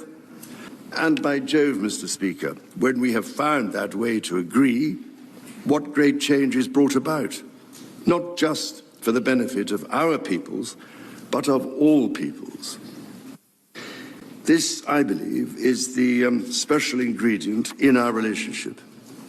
As President Trump himself observed during his state visit to Britain last autumn, the bond of kinship and identity between America and the United Kingdom is priceless and eternal. And one bond, perhaps best represented by political prisoner Ghislaine Maxwell, a cohort of sorts of the esteemed New York financier Jeffrey Epstein, a friend to many, including but not limited to my great brother, Prince Andrew. Mr. Speaker, this is by no means my first visit to Washington, D.C., the capital of this great republic. It is, in fact, my 20th visit to the United States. Damn, bro, you've been here too much. And my first as king and head of the Commonwealth. This is a city which symbolizes a period in our shared history, or what Charles Dickens might have called a tale of two Georges. The first president, George Washington, and my 5 times great-grandfather, King George III. King George, as you know, never set foot in America. And please rest assured, ladies and gentlemen, I am not here as part of some cunning rearguard action. I mean, Loki, they're eating out of his hand. Like, he is owning that room. Look, I hate the king. I hate the monarchy. I have to admit, he's kind of cooking. Like, he is surprisingly, I guess, when you have unlimited funds and unlimited trading, you can look like a ghoul and still be a competent speaker, it turns out. He's got a type 5. Like, independence. By balancing contending forces and drawing strength into diversity, they united 13 disparate colonies to forge a nation on the revolutionary idea of life, liberty, and the pursuit of happiness. They carried with them and carried forward the great inheritance of the British Enlightenment, as well as the ideals which had an even deeper history in English common law and Magna Carta. Why are they clapping for English common law and Magna Carta? Trump is literally trying to violate the fundamentals of Magna Carta. Still vital. He's gone biblical, dude. That's what's so crazy about Donald Trump's destruction of due process. Like, that shit is a concept that has been around for longer than liberalism has been around. Like, this is a ancient concept that is fundamentally important to modernity. And further back in history, the U.S. Supreme Court Historical Society has calculated that if Magna Trump knew Carta, what Magna Carta was, he would be so mad right now for the king bringing it up. court cases since 1789, not least as the foundation of the principle that executive power is subject to checks and balances. Fucking king! Oh my God, the king is giving a lesson on civics. Oh my God, the king is delivering a joint address to Congress, warning about the dangers of Donald Trump's unbelievable seizure of power, and these dumb fuck Americans are clapping for it. Oh my God, the king is woke. This is the reason why there stands a stone by the River Thames at Runnymede, where Magna Carta was signed in the year 1215. This stone records that an acre of that ancient and historic site was given to the United States of America by the people of the United Kingdom to symbolize our shared resolve in support of liberty and in memory of President John F. Kennedy. Distinguished members of the 119th Congress, it is here in these very halls that this spirit of liberty and the promise of America's founders is present in every session and every vote cast, not by the will of one, but by the deliberation of many, representing the living mosaic of the United States. In both of our countries, it is the very fact of our vibrant, diverse, and free societies that gives us our collective strength, including to support victims of some of the ills that so tragically exist in both our societies today. And, Mr. Speaker, for many here, and for myself, the Christian faith is a firm anchor and daily inspiration that guides us not only personally, but together as members of our community. Having devoted a large part of my life to interfaith relationships and greater understanding, it is that faith in the triumph of light over darkness which I have found confirmed countless times. Through it, I am inspired by the profound respect that develops as people of different faiths grow in their understanding of each other. Boo! It is why, it is my hope, my prayer, that in these turbulent times, working together and with our international partners, we can stem the beating of plowshares into swords. I am mindful that we are still in the season of Easter, the season that most strengthens my hope. It is why I believe with all my heart that the essence of our two nations is a generosity of spirit and a duty to foster compassion, to promote peace, to deepen mutual understanding, and to value all people of all faiths and of none. I mean, I used the swords to plowshares analogy in my Yale speech as well, talking about what the biblical analogy, talking about what America didn't do. The alliance that our two nations have built over the centuries, and for which we are profoundly grateful to the American people, is truly unique.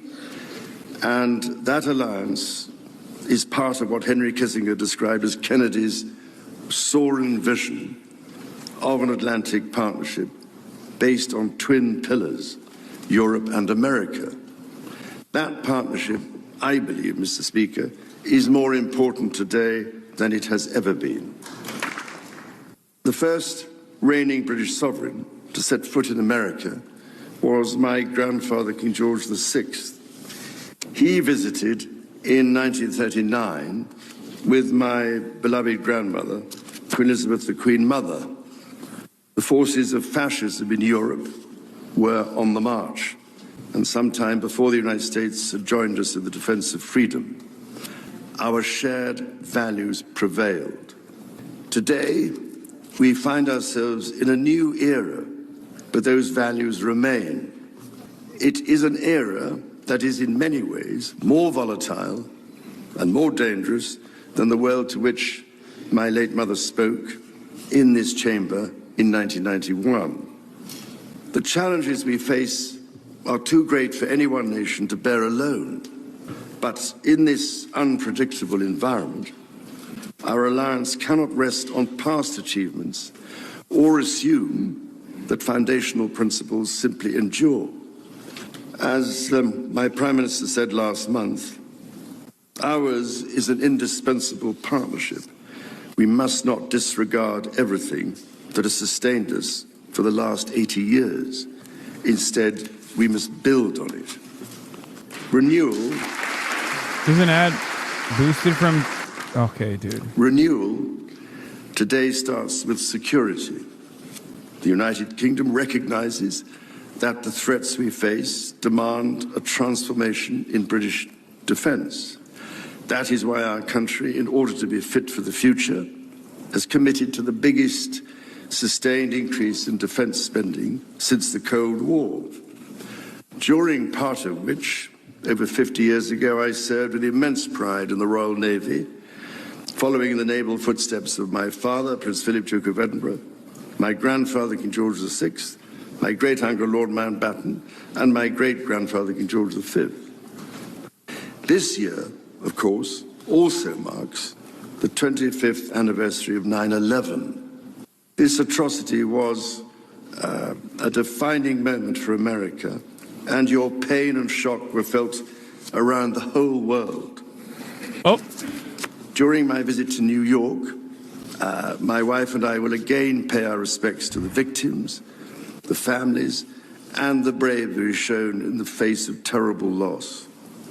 We stood with you then, and we stand with you now in solemn remembrance of a day that shall never be forgotten. He's gonna blame you? Okay, guys, no, he's not. Shut up. Long forgotten are the pains, the shared pains of 9/11. As one American radical has said, America deserved it. How dare you allow such insolence? Was united in the face of terror. We answered the call together, as our people have done so for more than a century, shoulder to shoulder, through 2 world wars, the Cold War, Afghanistan, and moments that have defined our shared security. Today, Mr. Speaker, that same unyielding resolve is needed for the defense of Ukraine and her most courageous people. It is needed in order to secure a truly just and lasting peace. From the depths of the Atlantic to the disastrously melting ice caps of the Arctic, the commitment and expertise of the United States Armed Forces and its allies lie at the heart of NATO, pledged to each other's defense, protecting our citizens and interests, keeping North Americans and Europeans safe from our common adversaries. Our defense, intelligence and security ties, the indigenous populations of the third world not in years, who yearn for liberation. Today, thousands of U.S. service personnel, defense officials and their families are stationed in the United Kingdom, as British personnel serve with equal pride across 30 American states. Cock. We are building F-35s together. Cock. And we have agreed the most ambitious submarine program in history, AUKUS. Oh, wow. How shocking. And we are doing it in partnership with Australia, a country of which I'm also immensely proud to serve as sovereign. We do not embark on these remarkable endeavors together out of sentiment. We do so because they build greater shared resilience for the future, so making our citizens safer for generations to come. Our common ideals were not only crucial for liberty and equality, they are also the foundation of our shared prosperity. The rule of law, the certainty of stable and accessible rules, an independent judiciary resolving disputes and delivering impartial justice. These features created the conditions for centuries of unmatched economic growth in our two countries. This is why our governments are concluding new economic and technology agreements to write the next chapter of our joint prosperity and ensure that British and American ingenuity continues to lead the world. Our nations are combining talent and resources in the technologies of tomorrow. Our new partnerships in nuclear fusion and quantum computing and in AI and drug discovery, holding the promise of saving countless lives.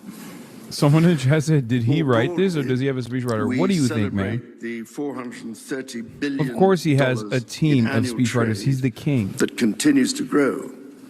The $1.7 trillion in mutual investment that fuels that innovation. And the millions of jobs on both sides of the Atlantic, supported across both economies. These are strong foundations on which to continue to build for generations yet unborn. Our ties in education, research, and cultural exchange empower citizens and future leaders of both countries. The Marshall Scholarship, named after the great General George Marshall, and the association of which I am so proud to be patron, are emblematic of the connection between our two countries. Since its founding, more than 2,300 scholarships have been awarded, opening doors for Americans from all walks of life to study at the United Kingdom's leading universities. So as we look toward the next 250 years, we must also reflect on our shared responsibility to safeguard nature, our most precious and irreplaceable asset. Millennia before our nations existed, before any border drawn, the mountains of Scotland and Appalachia were one, a single continuous range forged in the ancient collision of continents. The natural wonders of the United States of America are indeed a unique asset. Out of all of the mouth-breathing losers in that room, J.D. Vance is the only one well-read enough to understand what the king is actually preaching here. So that's perhaps the reason why he's not clapping for some of the statements. I hate J.D. Vance, but let's be real, he's a fucking Yale-educated guy. Roosevelt called the glorious heritage of this land's extraordinary natural splendor, on which so much of its prosperity has always depended. Yet, even as we celebrate the beauty that surrounds us, our generation must decide. Turks are marching and protesting. Zoran, will you join? Critical natural systems. Mamdani manhandles Muslim Turks with means of accusation of genocide. And essential diversity of nature. We ignore at our peril the fact that these natural systems, in other words, nature's own economy, how dare he, provide the foundation for our prosperity and our national security. Yeah, that's why I'm in New York City, guys. I'm here to lobby Mamdani on behalf of the beautiful nation state of Turkey. The story of the United Kingdom and the United States is at its heart a story of reconciliation, renewal, and remarkable partnership. From the bitter divisions of 250 years ago, we forged a friendship that has grown. Are we all into watching this one because you don't of like the us most anymore? Consequential alliances I mean, in this human is a history. pretty decent speech. I want to see what he has to pray with say. all The my entirety heart of Congress is there. that our alliance will continue to defend our shared values. This is a far better speech than fucking Benjamin Netanyahu. And across the world. And I don't agree with his glazing of the British Empire and now the American Empire, but it's still important to hear what he has to say. He's the fucking king. Mr. Speaker, Mr. Vice President, distinguished ladies and gentlemen, America's words carry weight and meaning, as they have since independence. The actions of this great nation matter even more. This is President Lincoln understood this so well. I hope you understand, with his guys. reflection This is in so the far magisterial Gettysburg Address. 30 minutes of him being like, come That the on, we have our world may shared little note values. what we Yeah, say. sure, we kill our enemies and stuff. We do empire shit, but like, stop being insane. To the United States of America. This is the most polite On your version of a 250th scolding. birthday, Okay? let our two countries rededicate ourselves. Yeah, of course, you can't to really each other understand it as a the scolding because it's far selfless too polite and of not our blunt peoples enough. It's too and subtle. of all the peoples of the world. So Trump is not going to get the message God until bless the the media United goes, States, oh, the king and dunked God on bless Trump. the United Kingdom. A rousing address to a joint session of Congress in Washington. King Charles, the first monarch since his mother, Queen Elizabeth II. It is really funny. I mean, look, I see the inherent irony of the king. Sure, it's a ceremonial role at this point, but still, a living, breathing monarch explaining to the American Congress that they have a duty to the Magna Carta and the shared values of freedom and democracy, that Donald Trump, they shouldn't let Donald Trump get away with behaving like a king, like a mad king. But this was, for all intents and purposes, a scolding. Very polite, very subtle scolding. A very polite, very subtle warning. It's not an accident that he brought up Magna Carta as a shared value. Okay? Donald Trump is trying to destroy due process. Donald Trump is moving in a way that is unbelievably undemocratic. This is the reason why he's doing this is what the main point of the speech was, which is, come on, we're the United Kingdom. I'm the king of the UK. I have sovereignty over the Commonwealth. We all have shared values. We're not saying don't stop murdering the Arabs, don't stop murdering the indigenous in the third world, but we are demanding you please take the democracy shit a little bit more seriously. It's fundamentally liberal, ironically enough. It's ironic because, you know, it's the king. The king is not supposed to be a liberal, right? The king is a monarch, but I guess the king is a little worried about the king-like manners of Donald Trump. As this chamber really took in his words, the tone was light, it was hopeful, even as we face so much uncertainty abroad, and the king did not shy away from those moments. He delivered this message of unity and appreciation for the shared alliance, a message that, quite frankly, members on both sides of the aisle feel like is welcomed here. And of course, that Donald message Trump from was the king like, that I nope, think that really nope, you're standing next to me because I'm a little bit like a king myself. You're standing next to me because I am the king, maybe even a king of all kings, the one true king. be a repair for what has become a fractured relationship. Rachel Scott in the chamber. The king did not shy away from some heavy issues at one point in the speech, talking about how leadership of this country and back home, leadership not above the law, should always be subject to questions.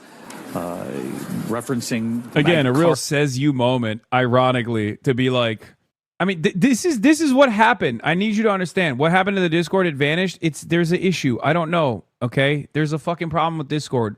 I think you'll be okay if you don't get to talk shit in the Discord for I don't know however long it'll take. I don't know why the Discord is down.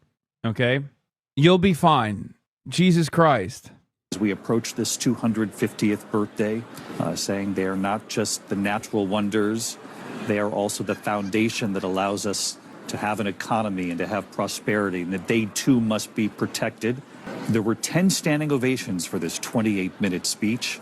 Robert Jobson, ABC News royal contributor. Robert, you and I have been on the air so many times over the years at these pivotal moments for the royal family.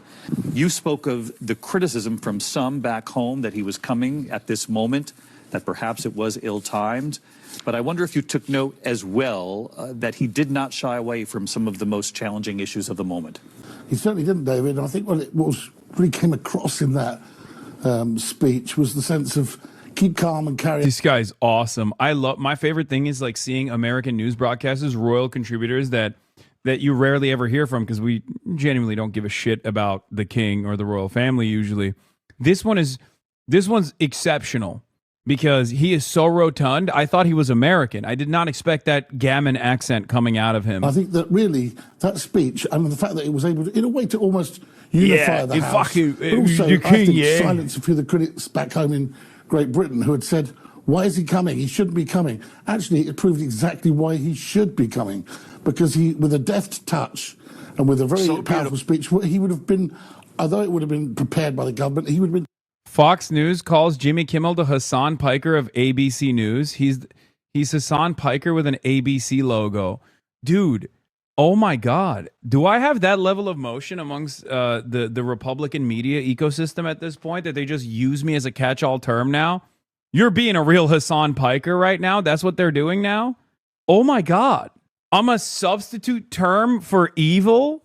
I mean, I take this responsibility seriously. The level of motion I have now is undefeated, is unstoppable. This is an example of Fox randomly saying your name in every segment they do now. Quote, look at Melania, so beautiful. Mrs. Trump, you have the glow like an expectant widow.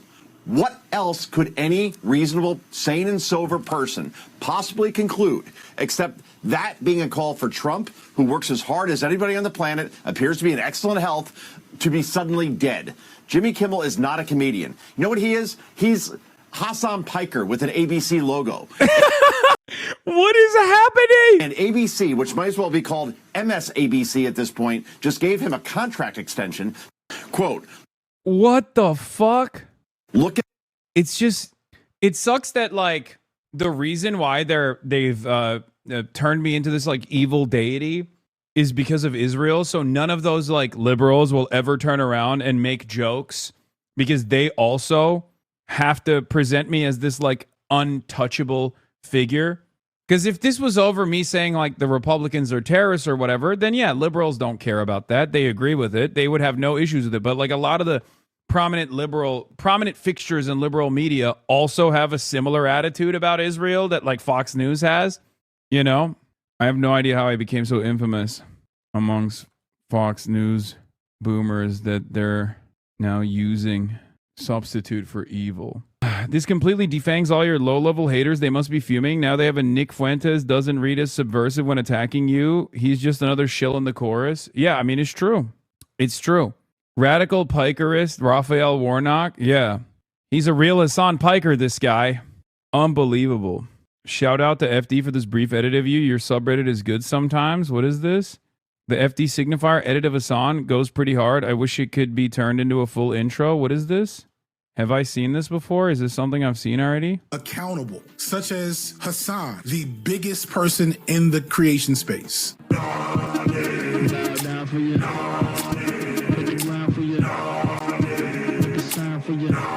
Hasan loves 9/11. What happened? I thought that was a successful campaign strategy, bitch.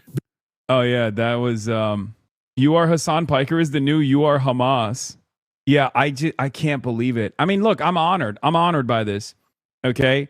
They are united in their hatred of me, and I welcome their hatred. Okay? Go ahead. Keep at it. Keep at it, baby. Yeah, I mean, this is, what would you do in this situation? Blame Hasan Piker. We used to make these jokes about drama slop tubers, and it turns out mainstream media is now behaving like drama slop tubers. It's incredible. Like Fox News has officially reached drama slop tuber status. Have you considered you are simply the Hasan of Pikers? I have. Look, man, these guys are real villains, right? I must be doing something right. You got 220K views on your Bilibili comments and you being white Chinese. He really loves Bilibili. This Chinese tunic suit looks very handsome. Oh my God, Bilibili is posting the meat pic. That's crazy. The end result of this kind of media blitz just means you become as popular as AOC. I mean, we'll see. We'll see what happens. I recognize what's going on, though. It's not. It's definitely creating a unique danger in my immediate life. Van Jones did a 10-minute hit piece on me. I know. Van, dead Gaza baby Jones. Yeah.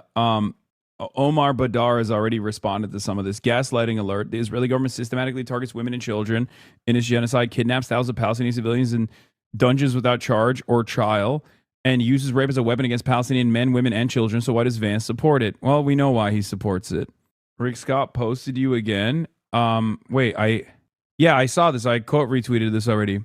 Ro Khanna was asked once again about appearances that he has made with me, and he I don't know what he said, but I replied to that. By saying, in a just world, you would be in prison. I say, it's so funny to me that everyone hears Rick Scott's desperate cries and agrees that in a just society, he'd at least be thrown in prison for doing record-breaking Medicare fraud. Here's Rick Scott crying about me or on Twitter because Ro Khanna went on Brian Kill Me and was asked about his affiliations with the radical terrorist Hassan Piker. Okay, here's Hassan Piker and some of the things he said. If you cared about Medicare or Medicaid fraud, you would kill Rick Scott. I'm pro stealing from big corporations because, you know, they steal quite a bit more from their own workers. Brian Thompson, as the United Healthcare CEO, was engaging in a tremendous amount of social murder. Virtually every American has a similar experience, a shared experience where... Bro, the clips are getting shorter and shorter. The clips are getting shorter and shorter. At some point, they're just going to be like, I'll say, don't kill Rick Scott. And then they're just going to clip the kill Rick Scott part and be like, see? What do you think about that? They're like, look at that. We got him. We got him. Yeah. Yeah. How do you feel about this, huh, Ro Khanna?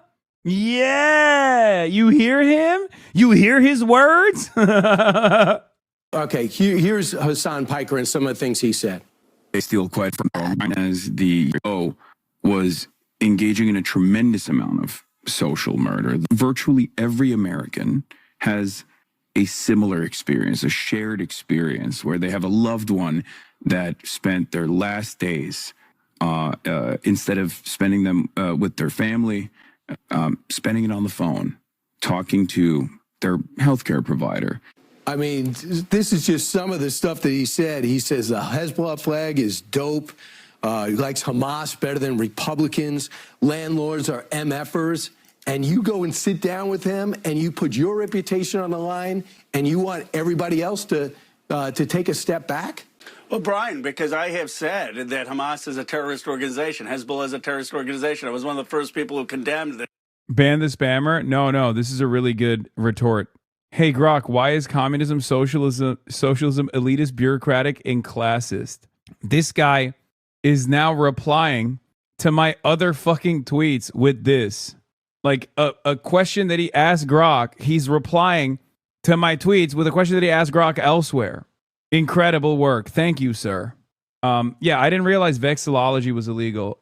Anyway, here, this is the state of discourse nowadays. People who ask Grok questions randomly and then post the question and response. Shooting of the United Healthcare Beula Jr., thank you for the 20 tier 1 gifted subs. Executive. But millions of people follow Hassan Piker. Why? Because he's speaking about some of the frustrations. He's speaking about the fact that people don't have health care in America. Bin Laden? Did you just compare me to Osama bin Laden? What the fuck is wrong with you? Oh my God. The level of Islamophobia, bitch. That's crazy. That's crazy, man. What the fuck is this comparison? Bin Laden? Again, it's, oh my God. This fucking camera keeps falling. Oh, it's too heavy. Ugh. Okay, this is a little bit better. Did he pick Bin Laden because he's racist? Because he could have said Hitler? I mean, that wouldn't have been great either, but I assume Bin Laden is a not so subtle reference to, me being Muslim. He's like, yeah, well, this fucking, You know, Bin Laden had a lot of followers. Would you fucking have Bin Laden on the broadcast too? Two guys that love doing 9/11s on American soil. This Islamic style commie, just like Bin Laden. America.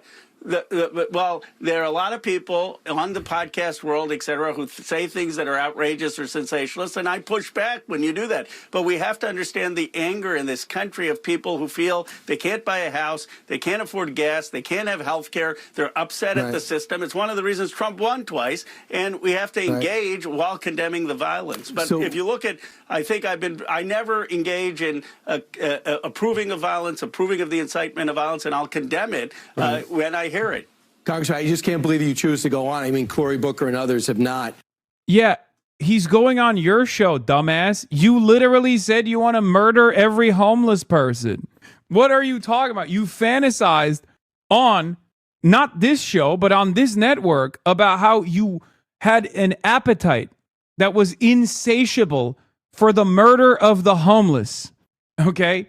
Again, if he's going on your show, I don't think you have a leg to stand on here. What are we doing? What are we talking about? Excellent pushback. I mean, seriously. I swear to God, what looked like Jimmy Patronis' Florida 1 District handed Camilla a weird-ass object. She was going down the aisle. Check out 1 minute. Okay, dude. Okay, calm down, all right? Stop panicking. It's probably fine. Anyway, so that was the good-natured Brian Kilme, who wants to murder the homeless, talking about how scary I am and how violent my commentary is. Is tonight Hannity night? No, it's not. No, it's not Hannity night yet. Anyway, here was Trump's speech. Now that you heard from the king, let's hear from our American king, who is maybe not so verbose. The centuries since we won our independence, Americans have had no closer friends than the British. We share that same root. We speak the same language. We hold the same values. And together our warriors have defended the same extraordinary civilization under twin banners of red, white, and blue. My wonderful mother, Mary MacLeod, was born in Stornoway, Scotland, the Hebrides, and that's what they call very serious Scotland. There's no question about it. Some places they say, well, it wasn't really Scotland. The Hebrides, that's real serious Scotland. That's where they had their greatest of warriors, their greatest of warriors. She came to America at 19, met my incredible father. We loved him so much. We all loved him. We loved her. We loved him, Fred, and they were married for 63 years. And excuse me, if you don't mind, that's a record we won't be able to match, darling. I'm sorry. Just not going to work out that way. We'll do well, but we're not going to do that well. 63 years. And my mother, I just see it so clearly. She loved, and I told the king this, she loved the royal family. And she loved the Queen. And anytime the Queen was involved in a ceremony or anything, my mother would be glued to the television and she'd say, look, Donald, look how beautiful that is. She really did love the family. But I also remember her saying very clearly, Charles, look, young Charles, he's so cute. My mother. Wow. He's a fantastic yapper. Fantastic yapper. He made a joke that he's going to die soon. I mean, he does. He makes those jokes all the time. Isn't Fox News in New York City? You should go on. Buddy, that's not how this works, okay? I don't just decide to appear on Fox News and then they're like, oh yeah, let's do it. First of all, Fox News has a similar attitude to Asmongold. Not only are they identical in their worldview, but they're also identical in their cowardice. They would much rather clip me out of context and address the clips instead of actually have me appear on their broadcast, because God forbid, I might convince some of their fucking followers. Okay? When is the Sean Hannity podcast? It's next month, I think, or the end of it's going to be next month, most likely. Yeah, I'll just pull up to the Fox News building and be like, yo, what's up? Have me on right now. I'm Brian Kill Me. I'm Brian Kill Myself. Anyway, yeah, left this on Twitter. Why, yes, I do organize and do direct action. For example, my Marxist book club /Polycule meets once every other week to debate whether COVID masking is still centrist liberals on blue sky. We must do an armed insurrection. Armed rebellion now. It is the only honorable option. I got a nipple ring just because of you. Okay. That's good to know, Rose all day. Thank you for telling us that. Yeah, a centrist revolution is upon us. Heated clash, Top Dem pressed on controversial podcast appearance. I guess, wait, is this the fucking Ro Khanna? Oh, God. It was 8 long Political minutes. Violence and rhetoric has got to stop. And that's something President Trump said right after the incident on Saturday night. When you have reporters, when you have media just being overly critical and calling the president horrible names for no reason and without evidence, without proof, it shouldn't surprise us that this type of rhetoric takes place.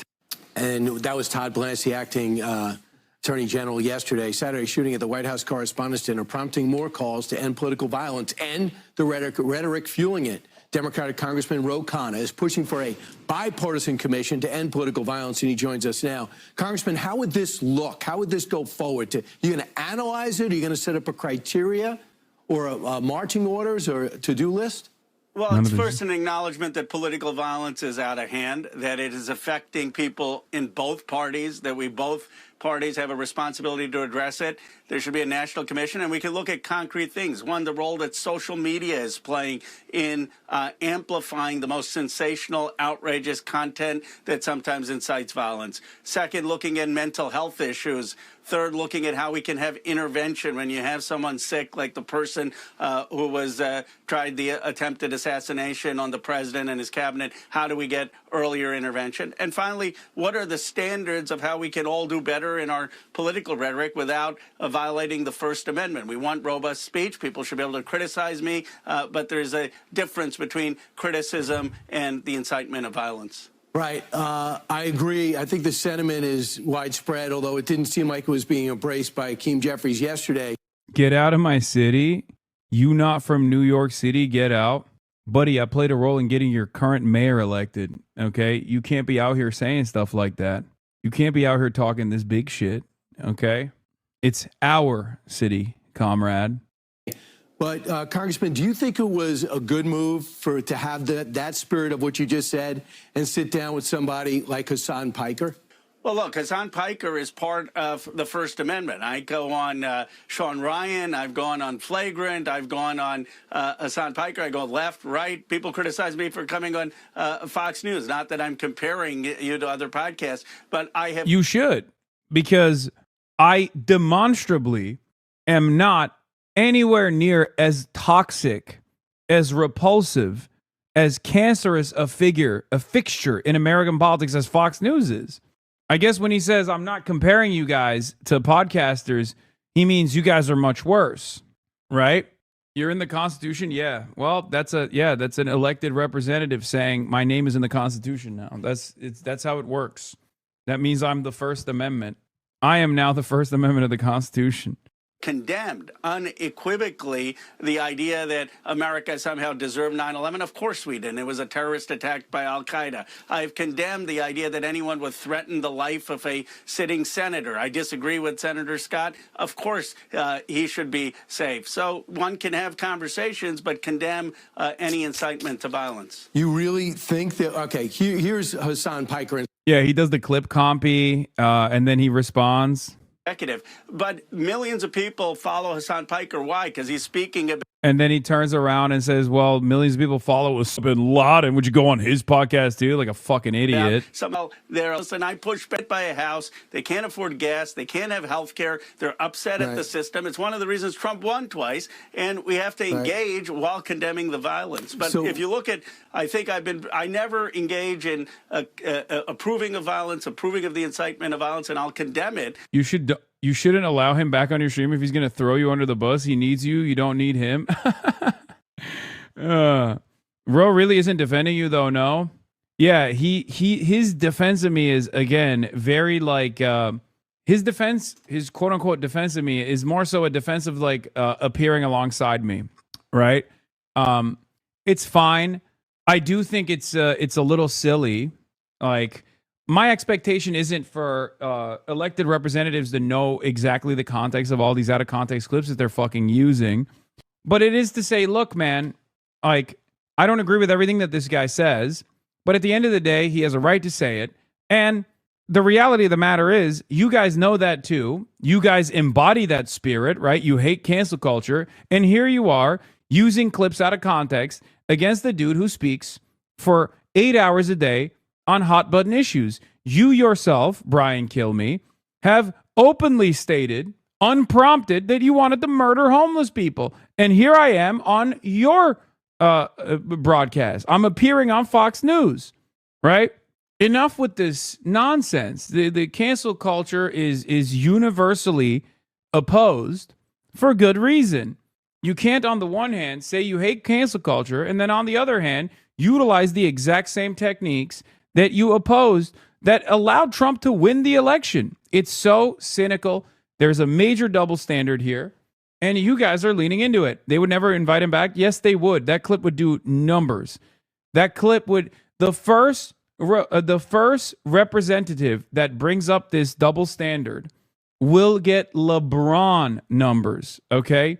Are you kidding me? Liberals would love that. Liberals love the hypocrisy arguments, and there is nothing more hypocritical than an entire movement that runs around with this like anti-cancel culture initiative only to turn around and do the exact same thing. Habibi, out of context is wild. When you said America deserved 9/11, what context is missing? We're not talking about that, you fucking baboon. You fucking donkey. You fucking moron. Is that what he was talking about here? You fucking dingus. He's making it seem like I'm pro-murdering Brian Thompson, you fucking idiot. God, I have such little respect for you. I have no respect for you at all. Don't ever fucking call me Habibi, okay? You moron. Are we supposed to do this every time? Are we supposed to do this song and dance every time? Do you want me to do that every time to like explain that analysis does not equal endorsement? You know, pretty basic stuff overall, that if you chop up someone's statements down to 2 seconds, you can make them appear as though they're in support of anything on the fucking planet. Here, let me do that to you right now, okay? Imagine, out of context, okay? You just said, if I just chopped it up to America deserved 9/11, boom, all of a sudden, you have now said America deserved 9/11. Is that, do you understand? Why did you say America deserved 9/11? Pixel. Why are you in support of 9/11? Why do you want to do 9/11 again? Here you are saying Habibi as well. Very Arab. How Arab of you. Do you understand? It's really fucked up, chatter, that you said America deserved 9/11. Here, take a day off. Stupid. Alert the authorities. When I hear it. Congressman, I just can't believe you choose to go on. I mean, Cory Booker and others have not. But I want to ask you about DHS funding because it's really important. While we try to get the rhetoric down and people safe, DHS is not funded. Border Patrol is not funded. Yeah. Now that we got through the most important story, let's talk about DHS funding. Yeah, now they love Cory Booker because Cory Booker said he wouldn't go on the stream. All right, what's next? Despite the videos and the accounts of what happened Saturday night. I love these guys complaining about conspiracy theories, by the way. It's so funny to me when they're like, wow, can you believe it? Liberals are coming up with conspiracy theories about a shooting that took place. And I mean, it wasn't like no one died. Conspiracy theories are now running. This one's not on YouTube. Dem strategists went on Fox News to slam Democrats for associating with me. Oh my God, another one of these like cucks. Streamer Hasan Piker. And Hasan Piker says he loves stealing. Watch. I think it's cool. We gotta get back to cool crimes like that, like, you know, bank robberies, right? Stealing priceless artifacts, things of that nature. I feel like that's way cooler than the 7,000th new cryptocurrency scheme that people are engaging in. I sometimes wonder if they're doing this as an exercise to see how dumb their audience is, like to see if there's any pushback on something that is so clearly said in jest, like so clearly a fucking joke. I wonder if they're doing it on purpose to be like, no, you guys are hogs. You're at the trough and we're feeding you garbage. I'm pro stealing from big corporations because, you know, they steal quite a bit more from their own workers. So, is it the right move for Democrats like these to associate with this podcaster? Michael LaRosa is a Democratic strategist and the former press secretary to Jill Biden. And we love having him on the show, and he joins us now in studio. Thanks for coming all the way over. Thanks for having me. So let's talk about, for those who don't know who Hasan Piker is, maybe it might be good for us just to show this clip really quick. It's funny because, like, at a time when the average radical centrist Democrat is literally trying to kill the president, okay? That's how angry and frustrated the average Democrat voter is, like lifelong Democrat voter is. That's how much they oppose the current administration, okay? These guys are like, oh, well, as a Democratic Party consultant, I think we can find bipartisan consensus here. Like, what are we doing? Do we have to suspend our disbelief for a moment and assume that Fox News cares about the future of the Democratic Party? Talk about a guy who doesn't read the fucking room. Any Democratic consultant that goes on Fox News to defend whatever Fox News is cooking up is not a real Democratic consultant. They're a consultant for the oligarchs who are bipartisan, who don't care about whichever party gains their loyalty because their goals are the same at the end of the day. This is his reaction to the execution, really, in the streets of CEO Brian Thompson. Watch.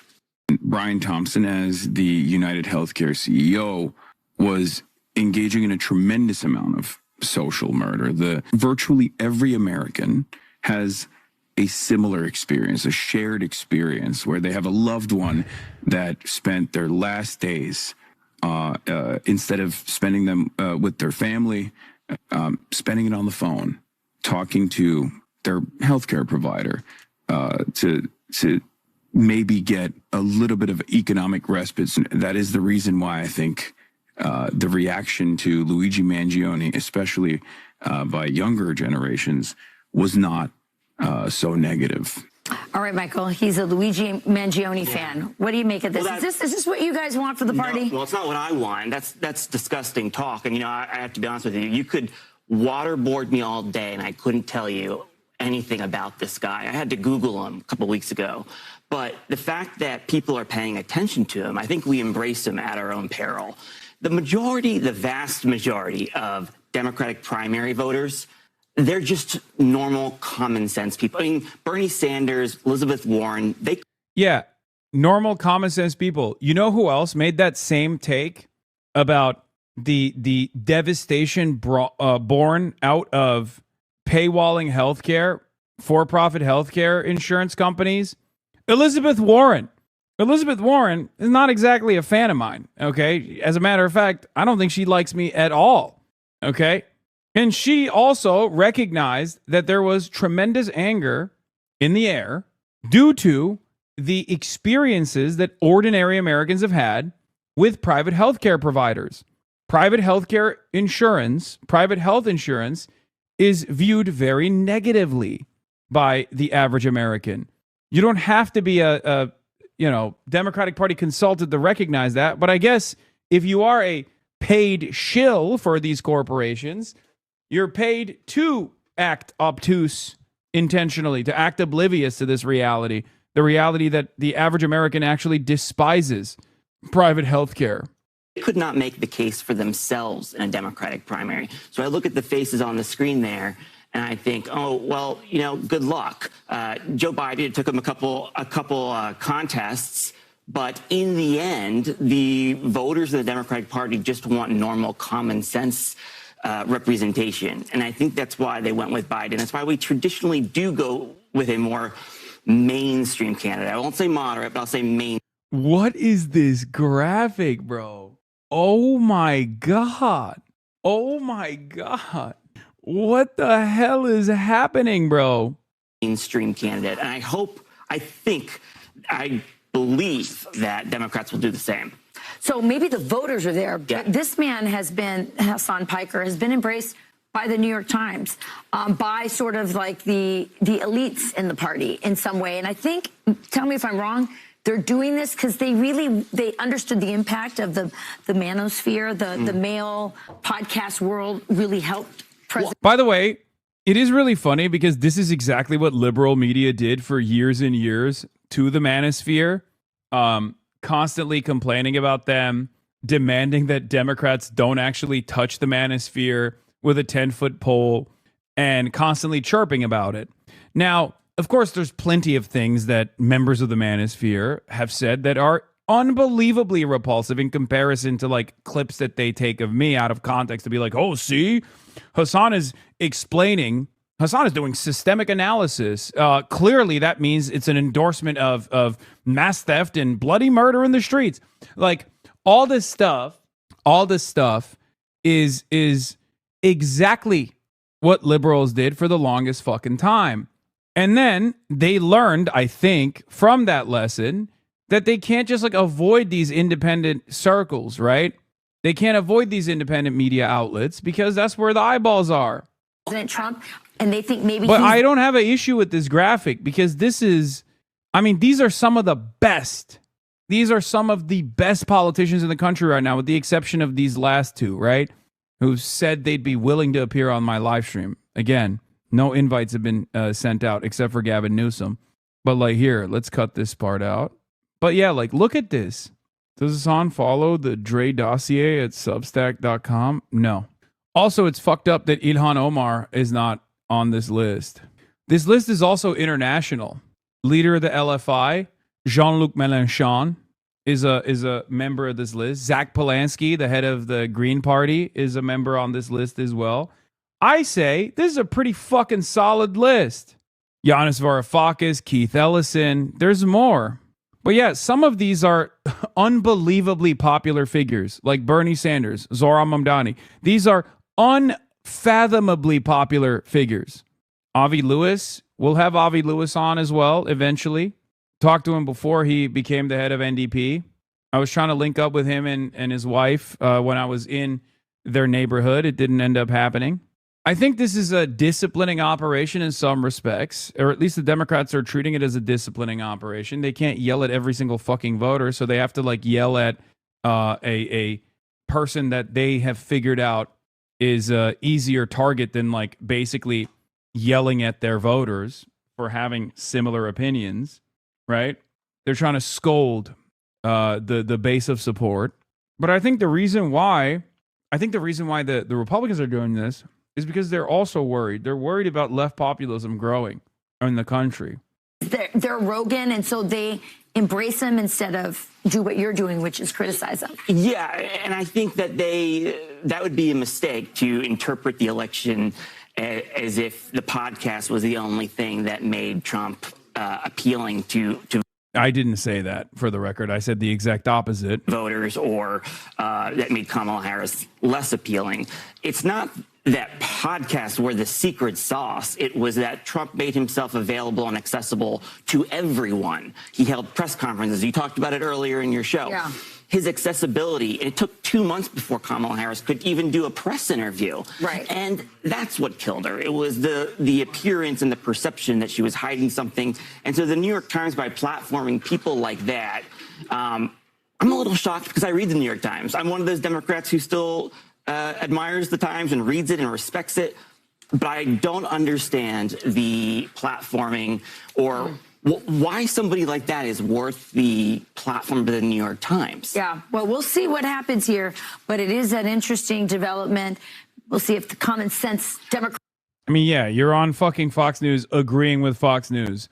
If you are a Democratic Party consultant in any way, shape, or form, you should not find yourself on Fox News agreeing with Fox News at all. Yeah, by the way, this is now the third or fourth poll showing Abdul making demonstrable gains in the wake of the Epic Hasan freakout. He still has a long way to go, but it was clearly a blunder on the part of the establishment and one that could gain permanently Abdul massive attentional strength. U.S. Senate Michigan Democratic primary polling average from race to the White House, 4/28/2026. Abdul El-Sayed at 23.3. Mallory McMorrow at 21.3. Abdul El-Sayed taking the lead here on this poll. Okay. Abdul El-Sayed also just secured the endorsement of the National Nurses United, 225,000 members. He's the only Michigan Senate Dem backing Medicare for all. Elites have done the Streisand effect so many times that it beggars the imagination that they still believe the strat works. I think it would have worked. Here's how it would have worked, okay? I'll be very honest with you. If after this like wave of negative fake controversy, I, hid away and the only information you could find on me wasn't my past library of commentary, but instead what people have said about me, right? But that's not how that works because I'm a media figure myself. Then it would have worked. If I was a, student protester that they were disparaging this aggressively, then yes, it would have worked because student protesters on college campuses don't have major media platforms. They can't defend themselves. That's number one. Number two, you a scary chicken and you know it. I'm a scary chicken? I'm a chicken with scars? Sure. Okay. Number two, it also would have been effective if Abdul al-Sayed or numerous other figures that I've appeared with backed away and were like, I'm so sorry that we did this. That would have been somewhat annoying for me to deal with, but it also would have made them look bad. Not because I have like a large audience of like sycophants who would have punished these candidates or anything like that, right? But the reason why that would have looked bad is because then they would have admitted guilt for no fucking reason. Okay, it would have made them look weak. It would have made them admit guilt for no real reason, and it would have become a real controversy. But it's not a real controversy. It's one that just invites more attention to the candidates now, who can just stand on their principles and say, look, I have a principled stance on, I'm not inconsistent on this, that I'll go to anyone and talk to anyone, right? Two, these are some of the issues that I care about. He aligns with me on those issues. I agree with him on, some of the things. I disagree with him on others. Who cares? It shows that you are open-minded, okay? And last but not least, they're not backing down from cynical lines of attack. It's good. Them not distancing themselves also gives the freedom to other progressive Dems to say, nah, fuck that. I'm not stepping away. Exactly. I sent my parents who are Cuban-American Republicans who watch Fox News, your Cuba mini doc, and they were both blown away. They didn't believe you were the same guy Fox was talking about. Yeah.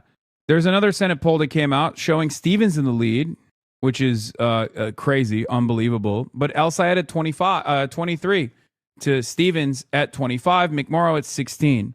Okay? This is really good. Within striking distance, within a margin of error. I don't believe any of the polls that show Stevens in the lead, I'll be honest with you. I feel like those are base boosted. I don't know how the fuck they're polling. Because there's no way in, like, I will tell you right now, I do not think Stevens has a shot. I don't think Stevens has a shot at winning the primary, and I don't think she has a shot at winning the general. Okay? If by some insane stroke of misfortune, Haley Stevens wins the primary, I would obviously be devastated because Abdul is fantastic, and it would be a massive miss for American democracy. But it would also mean that I just genuinely don't understand the electorate at all. Like I would have, because I understand certain things, right? If you have more money, which Stevens certainly does, and you get the machine, the Democratic Party machine on your side, which Stevens also has, then yeah, you get plenty of advantages in a race. But Haley Stevens is such a black hole of charisma, so unbelievably bad as a politician, that even all of those structural aids is not going to make up for that clear distinction between her and even McMorrow. I'm not even talking about Abdul in this situation. Abdul is a league, many leagues above Haley Stevens as far as like a charismatic orator. But I genuinely don't understand why anyone would vote for her. I don't get it. I don't understand it. In any case, let's get to Fox News now complaining about liberals engaging in conspiracy theories. Fox News, once again, Fox News is famous for trafficking in conspiracies in the aftermath of every single mass shooting, every single violent incident. Fox News is right there, ready to lie about what actually took place And now they're complaining that the liberals are doing the same. Let's take a look. Rampant on social media. Some accounts are even questioning whether the entire thing was staged, much like they did the assassination attempt in Butler. The Washington Post says this, quote, about a fifth of the left-wing and liberal influencers and politicians who posted about the shooting used conspiratorial language, according to a Post analysis of social media posts and podcasts. Oh, just nonsense. Hugh Hewitt is tearing into the media's coverage on this, writing on Fox Digital, Trump saw what the Truth Legacy media missed. Sick minds are fueling violence. He joins us in moments with more. First, now we go to Justice correspondent David Spunt. He's got an update on the suspect live right here in the D.C. newsroom. Hi, David. Hi, Jillian and John. Well, the suspect is sitting behind bars right now waiting for a detention hearing that's going to happen on Thursday. If convicted after trial, Cole Allen could spend the rest of his life in prison. More charges are also expected in this case as new evidence comes to light. Make no mistake, this was an attempted assassination. The 31-year-old from Southern California, who authorities say stormed through a security checkpoint at that dinner on Saturday, also facing charges of transportation of a firearm in interstate commerce and discharge of a firearm during a crime of violence. Authorities say that Allen, transporting weapons he purchased in California, took a train from California to Washington, D.C. last week. Fox is told he checked into the Washington Hilton Hotel just one day before the dinner, was armed with a 12-gauge pump action shotgun, a 38 semi-automatic. Oh, I didn't realize transporting firearms was illegal. I didn't realize I was living in communist China. Oh, I'm sorry. It's illegal to transport my God-given firearms and my God-given rights that I'm exercising in God's favored country, the United States of America. I didn't realize this was communist China, brother. Did you cover UAE leaving OPEC? No, dude, not yet. Okay, not yet. I will get to it. God damn. 3 knives when he made his move. I love these chatters, though. Like the chatters who are like, I am aching for geopolitical analysis. Dude, I need to know what the fuck is going on in the HORMUZ, okay? We are situation monitoring enjoyers. We are investigating this matter fully. We will apply the law fairly, and we will ensure that accountability is swift and certain. According to the criminal complaint released less than 24 hours ago at 8:40 Saturday evening, Allen, knowing the president and first lady were already seated in the ballroom, approached security, ran through the magnetometer as seen on the surveillance footage right there. The complaint alleges that Secret Service heard a loud gunshot. One officer was shot in the chest but was wearing a bulletproof vest and survived.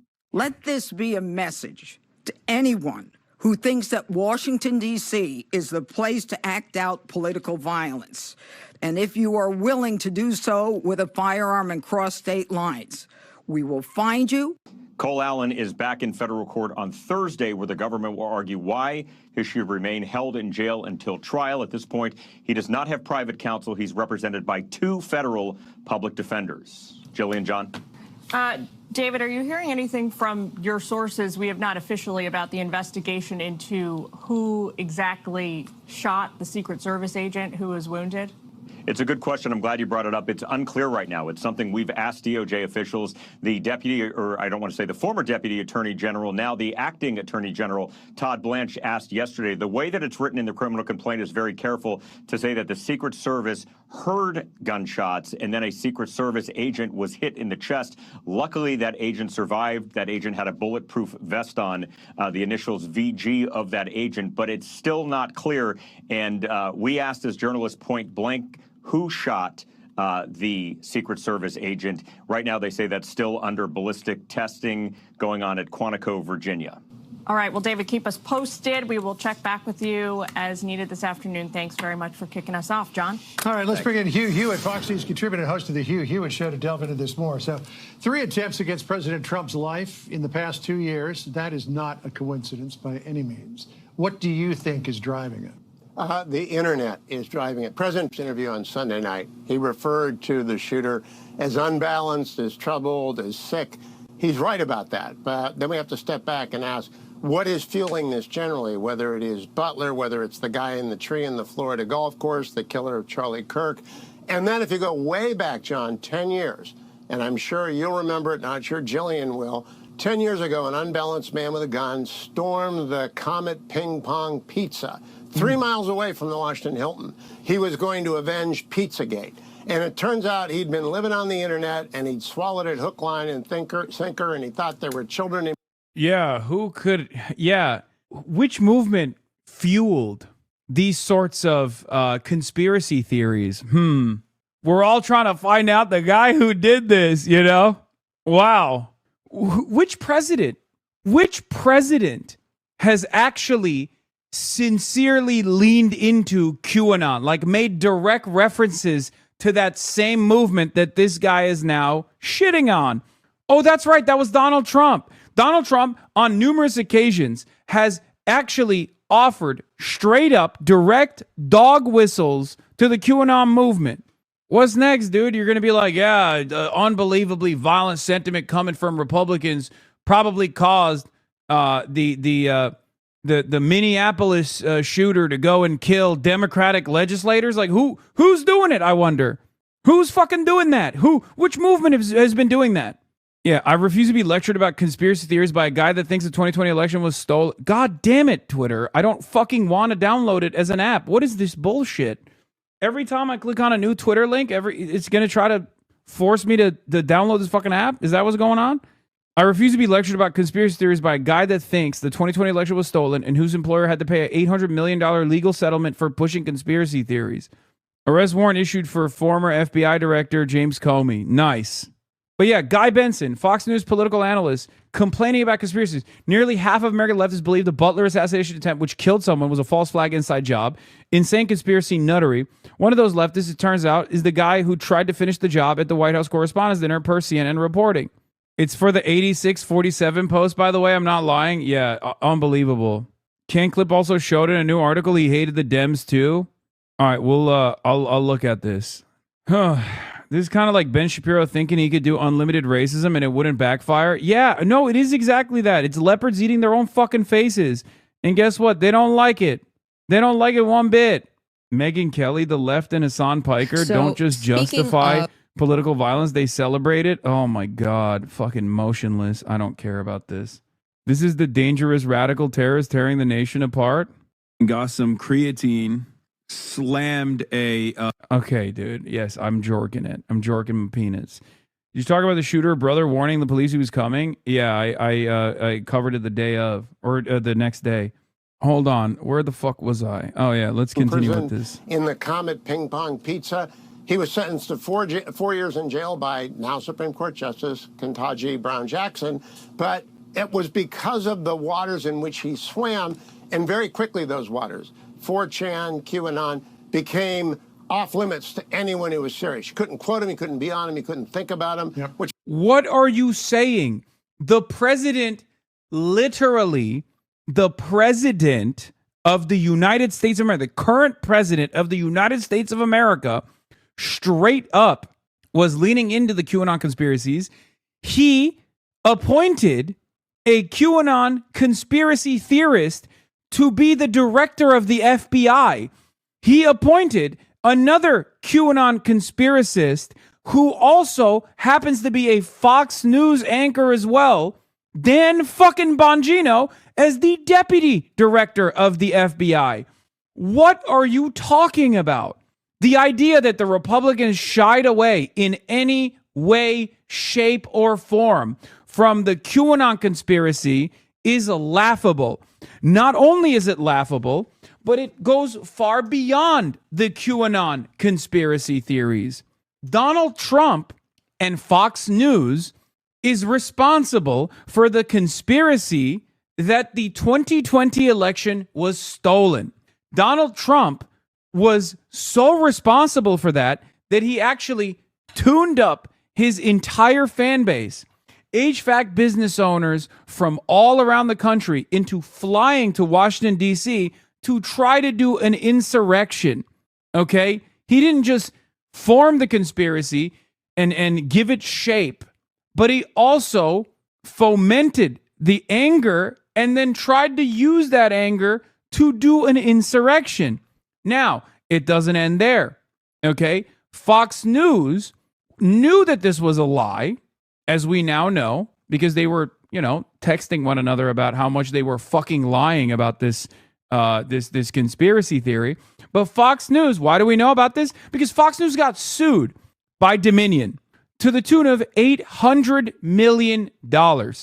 Fox News was sued by Dominion successfully and was awarded, or not Fox News was awarded, but Dominion was awarded $800 million, okay, for openly and knowingly lying about the election being stolen. So what are you saying when you're talking about, oh, well, the conspiracies are running amok nowadays, it's crazy? No, you're just pissed that liberals are doing it. And it's not liberal mainstream outlets doing it in the same way that Fox News does it with regular frequency and still does it to this day. In the aftermath of every single shooting, Fox News, alongside the entire independent right-wing commentary circuit, will lie and say, oh, this is another transgender Antifa shooter. They openly trade in conspiracies every single time there's a breaking news event. Every single time. Okay? This is even more unbelievable than them complaining about violent political language. Okay? It's even less believable. You have no leg to stand on, man. What are you fucking saying? This should be read as them upset that they can't entertain conspiracy theories to the same success as they once enjoyed. Partially because now liberals have lost their dang minds too, and they're so frustrated, they're so rudderless, they're so angry that they're like, yeah, it must be a conspiracy. It must be for the ballroom. Part of the reason why they also feel that it must be for the ballroom, and I do kind of understand where liberals are coming from with this, is because the entirety of the right-wing media ecosystem, alongside John Fetterman, who's also a part of the right-wing media ecosystem, let's be real, came out in unison and said, this is why we need a ballroom. What the fuck is the expectation when you see every single conservative media figure alongside conservative legislators coming out and saying, this is why we need to fucking build a ballroom? Of course people are going to be like, that's weird. That's a strange thing. What? That's not my first opinion that's not my first reaction when I see yet another assassination attempt on the president. I don't just go, oh, it's time for the ballroom. Like, that's a very weird response. It's a very weird and very clearly coordinated response. So of course people are going to look at that and go, that's odd. Well, I guess, here he goes again, faking another assassination attempt. Good. I'd never heard of him anyway, but we were learning that. Now, will that happen to the waters in which this would-be statement killer swam?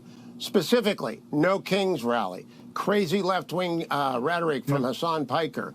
Will they be as shunned as the Comet Pizza shooters environment was shunned 10 years ago? We have to wait and see. Yeah, except you're basically giving the game away, even though there's no equivalence here between someone like myself and like fucking Alex Jones. You're unironically showing that it's successful if Democrats do lean into this shit. Okay? Like, Steve Bannon is Mr. QAnon. Steve Bannon is Mr. QAnon.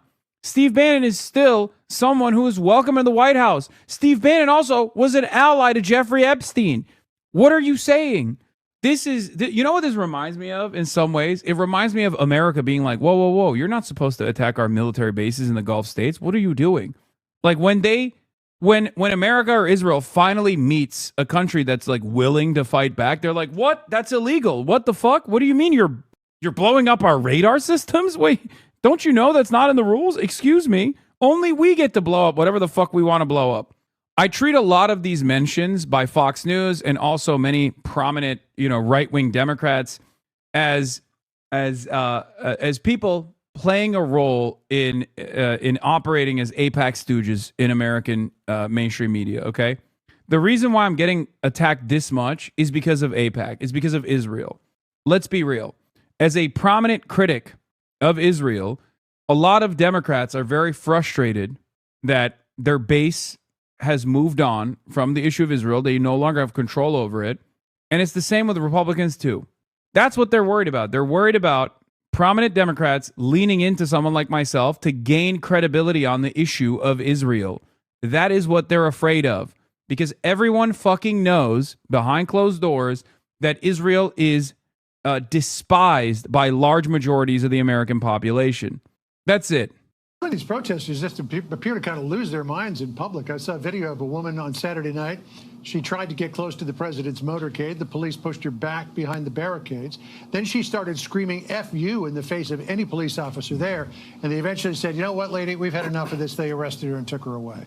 I mean, there's a long history of this. Predates the internet by decades, hundreds of years. Oh, yeah. Long histories of assassinations and attempts in this country. Abraham. It's so funny that they have to be like the rational, the rational party here. Oh, it's awesome. They're on the back foot, man. They're having to engage in a defensive posture. What is this? Fresh hells? Never seen before. If Google chooses to ethically drop out, Google drops out of Pentagon contest, develop voice-controlled autonomous drone swarms after internal ethics review. Oh my God, what the fuck are they doing? Lincoln, James Garfield, William McKinley, John F. Kennedy, they were all assassinated.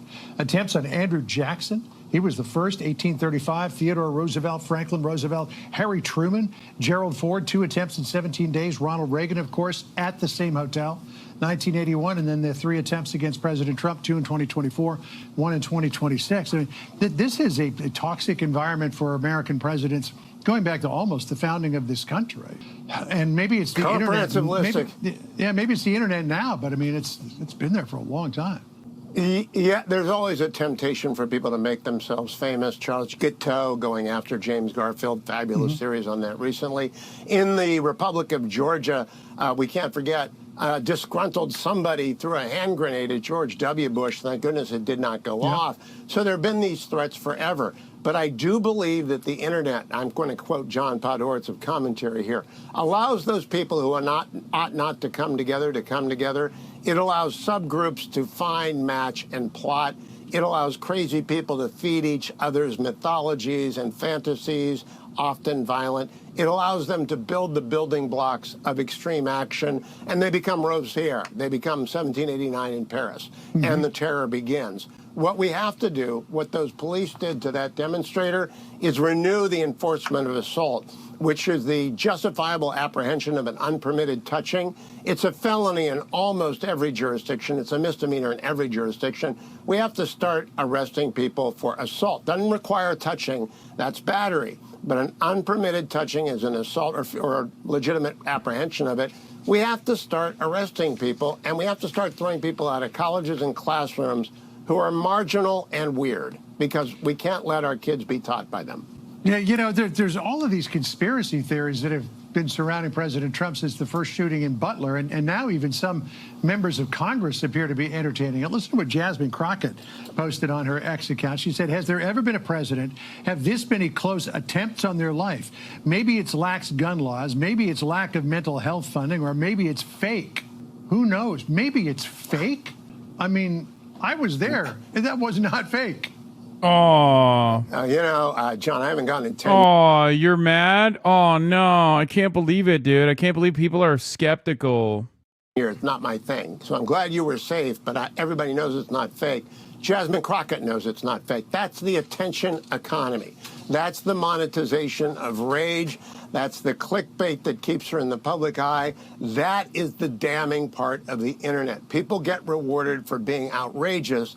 And to keep that up, you got to say more and more outrageous things until suddenly you've got Hassan Piker campaigning with El Sayed in Michigan. The What the fuck does that have to do with anything, man? It's so funny. These guys get mad at me when they're talking about like conspiracies or bubbling up when I'm like I'm the last remaining anti-conspiracy theory guy on any side. Like, that's what's so fucking nutty. They bring up my name like they have a contractual obligation. Would-be Senate nominee, and you've got real trouble on your hands. So it is for you and for me and for everyone with a platform, whether on radio or television, to simply call out those who are crazy and dealing in conspiracy theories and say, you're crazy, you're dealing with a conspiracy theory, I'm not giving you the time of day. That includes Jasmine Crockett. Yeah, you say that you haven't gone into Crockett. Into this country. Now to the assassination party. That's the focus of tonight's angle. They're calling the now, Democrats he's one of the, I think, most beloved figures in the entertainment industry, mainly because he's a trust. They're calling the Democrats the assassination party. Source of poisonous anti-Trump rhetoric. This morning on the freshly paved over Rose Garden, our commander-in-chief presided over an important American tradition, the annual pardon of the turkeys. See, fascists have fun too. It's fun. And I know a lot of people have been comparing. Yeah, they're so mad that like people keep calling Trump a fascist or a Nazi. It's so funny. It's like, yeah, he should stop being a Nazi or a fascist, and then people will stop calling him that. It's a time-honored tradition, man. It's a time-honored tradition, okay? Dare I say a socialist tradition, certainly an anti-imperialist tradition, to call American presidents Nazis, okay? Republicans did it to every single Democratic president, and many people all around the world unconditionally say it to every single American president, right? Democrat or Republican, it doesn't really matter, with some exceptions. But it's very funny now that, like, we can't even fucking say it. We can't say an American president that's behaving like a fascist is a fascist. It's unacceptable. Oh, you want him to die. It's like, no, I just want him to stop being a fucking fascist. That's what I want. Trump to Hitler lately, but there's some major differences between, for instance, Hitler was married to a woman who loved him. We had some new lows over the weekend with the MAGA gang desperately trying to characterize this kid who murdered Charlie Kirk as anything other than one of them. Of course, Kimmel's more of a frustrated MS Now pundit than a comedian at this point, unless you think assassination is funny. This was the ABC star just 2 days before the third attempt on Trump's life. We're going to have fun tonight, and I'm happy you decided to stay, Mr. President. And don't worry, if we bruise your ego, it'll only make your hands look less disgusting. You're looking good, though, Mr. President. Who did your... Unless you're Zoran, then you could say it to his face even. I know. The mileage that this man gets, the allowance that this man has. Makeup craft singles. First Lady Melania is here. Look at Melania, so beautiful. Mrs. Trump, you have a glow like an expectant widow. Deeply unfunny, man. Just when you thought they couldn't get any lower. Yeah, First Lady comment. I wonder if Cole Thomas Allen was watching. The language in the suspect's manifesto echoes what we hear regularly unleashed against the president. It's now become normalized. But after being targeted herself Saturday night, Melania has had just about enough. Posting on X, people like Kimmel shouldn't have the opportunity to enter our homes each evening to spread hate. A coward, Kimmel hides behind ABC because he knows the network will keep running cover to protect him. Enough is enough.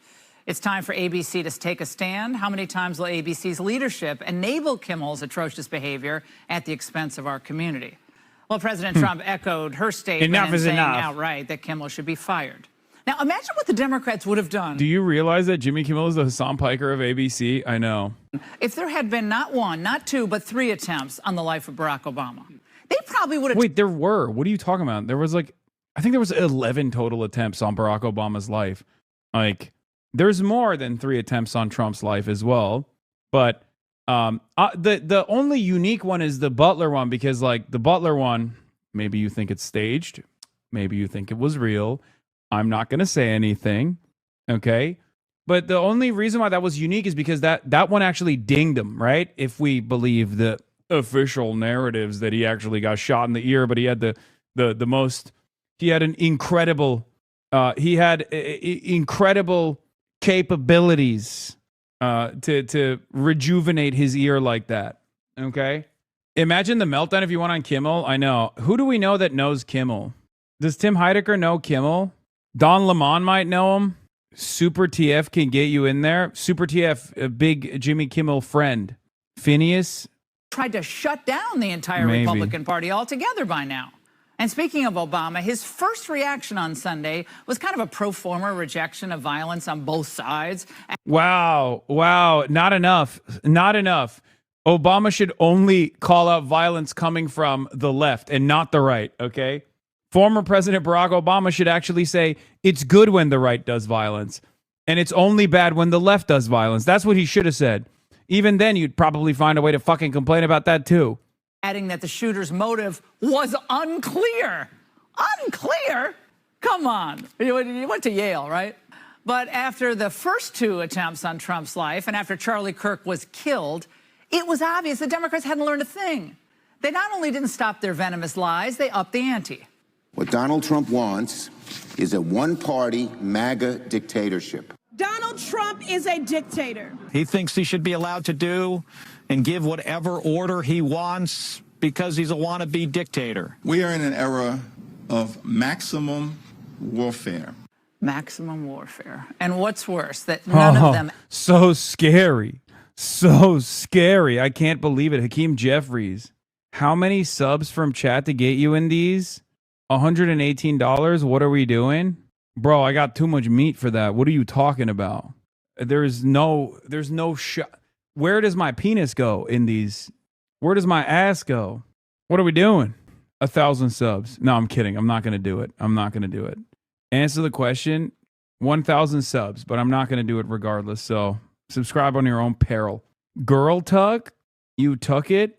I don't even know how I would be able to tuck that shit. Actually believe what they're saying. They all know they're lying. None of them truly thinks that Trump is a Nazi or that he's a dictator, or none of them think that he's going to outlaw elections in the future. I mean, I do. I can't speak for like Hakeem Jeffries and all these other people that do. I actually end up conceding on a lot of his ridiculous behavior.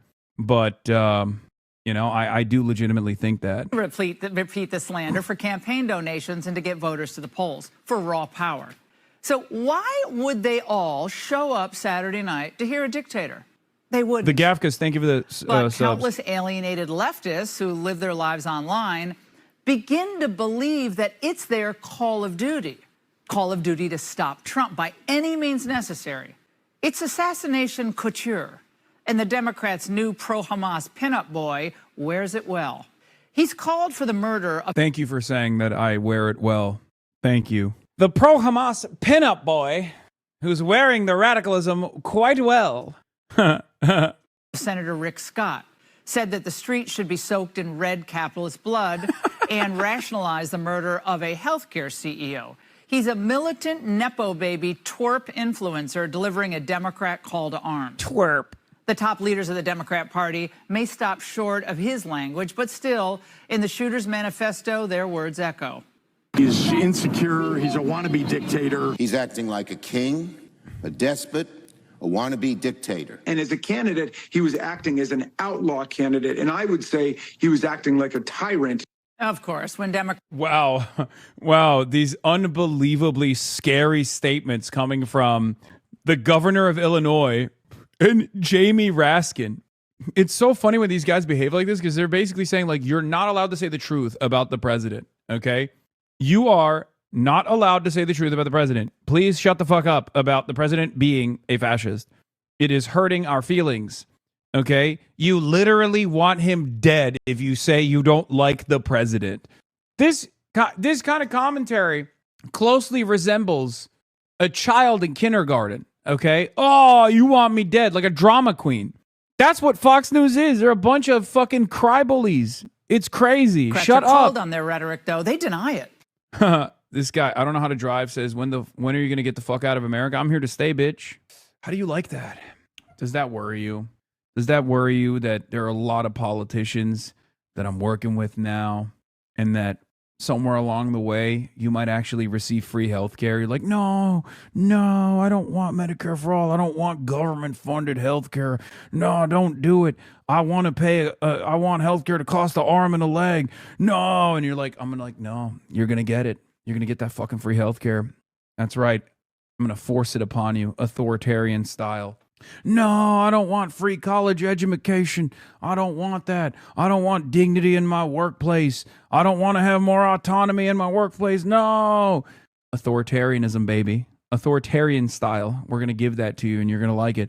You're like, no, I want all my tax dollars to go to Israel. I love Israel. Israel needs to be able to keep killing children with my money. I don't want to fix the potholes. I'm like, no, your potholes are going to get fixed, okay? Your schools are going to get the funding. We're no longer going to war for no fucking reason, okay? You're like, no, but I love that we're going to war overseas. I love when my cousin goes out there and get his dick blown off so that petro-capitalist pedophiles can justify higher profit margins. Only thing they care about is shareholder value increasing. That's what I like. I like this system. No. And I'm like, no, we're going to change that, okay? You're going to have more just, more equitable outcomes. We're going to take all the productive output that we have here in this country and use it for good, use it on ourselves. No, we got to give it to Israel. Nope. That's the type of authoritarianism I'm representing here. Okay, I'm a malign influence on American politics. I'm pledging to fill every hole in America. Okay, every pothole. You have, and as many of your fellow Democrats, have used some heated rhetoric against the president. And do you think twice about that when something like this happens? What rhetoric do you have in mind? Just talking about Yeah, Dana Fash, handshake emoji, Fox News. some of the fact that he, is terrible for this country and so on and so forth. I understand that that's your democratic right, but overall, do you I have have no a responsibility? personal problem with Donald Trump at all. I mean, I talk about the policies of this administration, the authoritarianism like we saw on display in Minneapolis. Oh, he doesn't believe that. It's all a lie. So you know what I'm saying tonight? Now it's time for the party to put up or shut up. Answer this question. Do you want to stoke a revolution against this government or not? Because all of you, your language calls for revolution. Now, we all studied our American history, so we know there are times when violence is the answer, when we're facing a tyrant, right? Or or a real danger on the other side because of an elected official, right? That's our whole Declaration of Independence. So Jeffrey, Schumer, Pelosi, Warren, Raskin, if you don't want this to continue, you must unequivocally say on camera that the president is not a dictator, he's not a fascist, and that he's a duly elected president of the United States. Vigorous debate, aggressive debate, that's great. That's fine. We all do it. But some things are beyond the pale. He's not Stalin because you disagree with his approach to the war in Ukraine. Thank you very much. It's not enough for Democrats to condemn the violence on both sides. I don't want to hear that either. They are trying to kill our president. So I have a suggestion tonight. Try beating Trump on the issues. Why not offer the country something positive?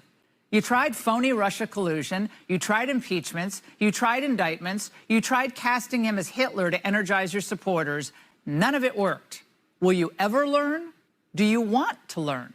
Be sure to like and subscribe for all. When you have media.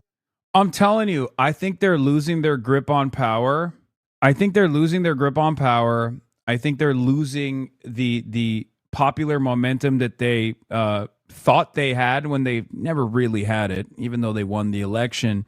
And that's it. That's the reason why they're just like desperately flailing, trying to hold on to anything, trying to engage in an endless cycle of perceived victimhood, self-victimization. These are cries of desperation. Okay?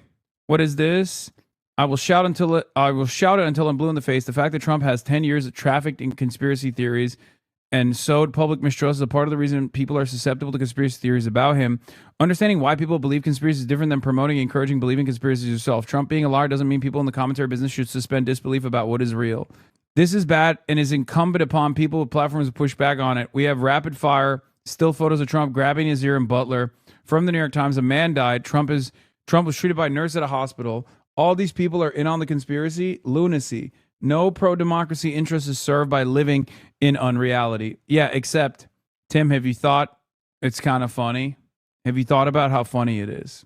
You know? Listen, I've let my thoughts be known about the Butler assassination attempt time and time again. But if someone were to come up to me and be like, hey, I think the assassination was staged, I'm not going to sit there and I just don't have the bandwidth, I don't have the bandwidth to just argue with people. I am an agreeable person. I'm an agreeable person. If someone were to come up and be like, Hasan, I think the White House Correspondents' Dinner assassination attempt was totally phony. It was totally staged so that Trump could justify building a ballroom after the Supreme Court struck down the funding for Trump's ballroom and said there aren't significant security concerns. And perhaps that's the reason why everyone in unison on the Republican media side said this is exactly why we need to build a ballroom. I'm an agreeable guy. It's tough. It's tough. You're making a convincing argument. You're making a convincing argument to me. I want to disagree with you. And in my mind, I'm thinking maybe it's real, but you're bringing up some good points. Who can say what the reality is here? It's tough. It's tough. It's tough for me to argue against. I'm just not, I don't have that dog in me, if you will. I want to tell you what I think. I want to tell you what the truth is, but sometimes it's a little tough to get that point across. I guess I'm not looking a gift horse in the mouth, right? That would be unkind of me to do so. Media just being overly critical and calling the president horrible names for no reason and without evidence, without proof, it shouldn't surprise us that this type of rhetoric takes place. If you look at what it appears that this defendant had in his past, we're talking about somebody who is college educated, who has a job, who is otherwise living his life. Oh, I saw this is fucking hilarious.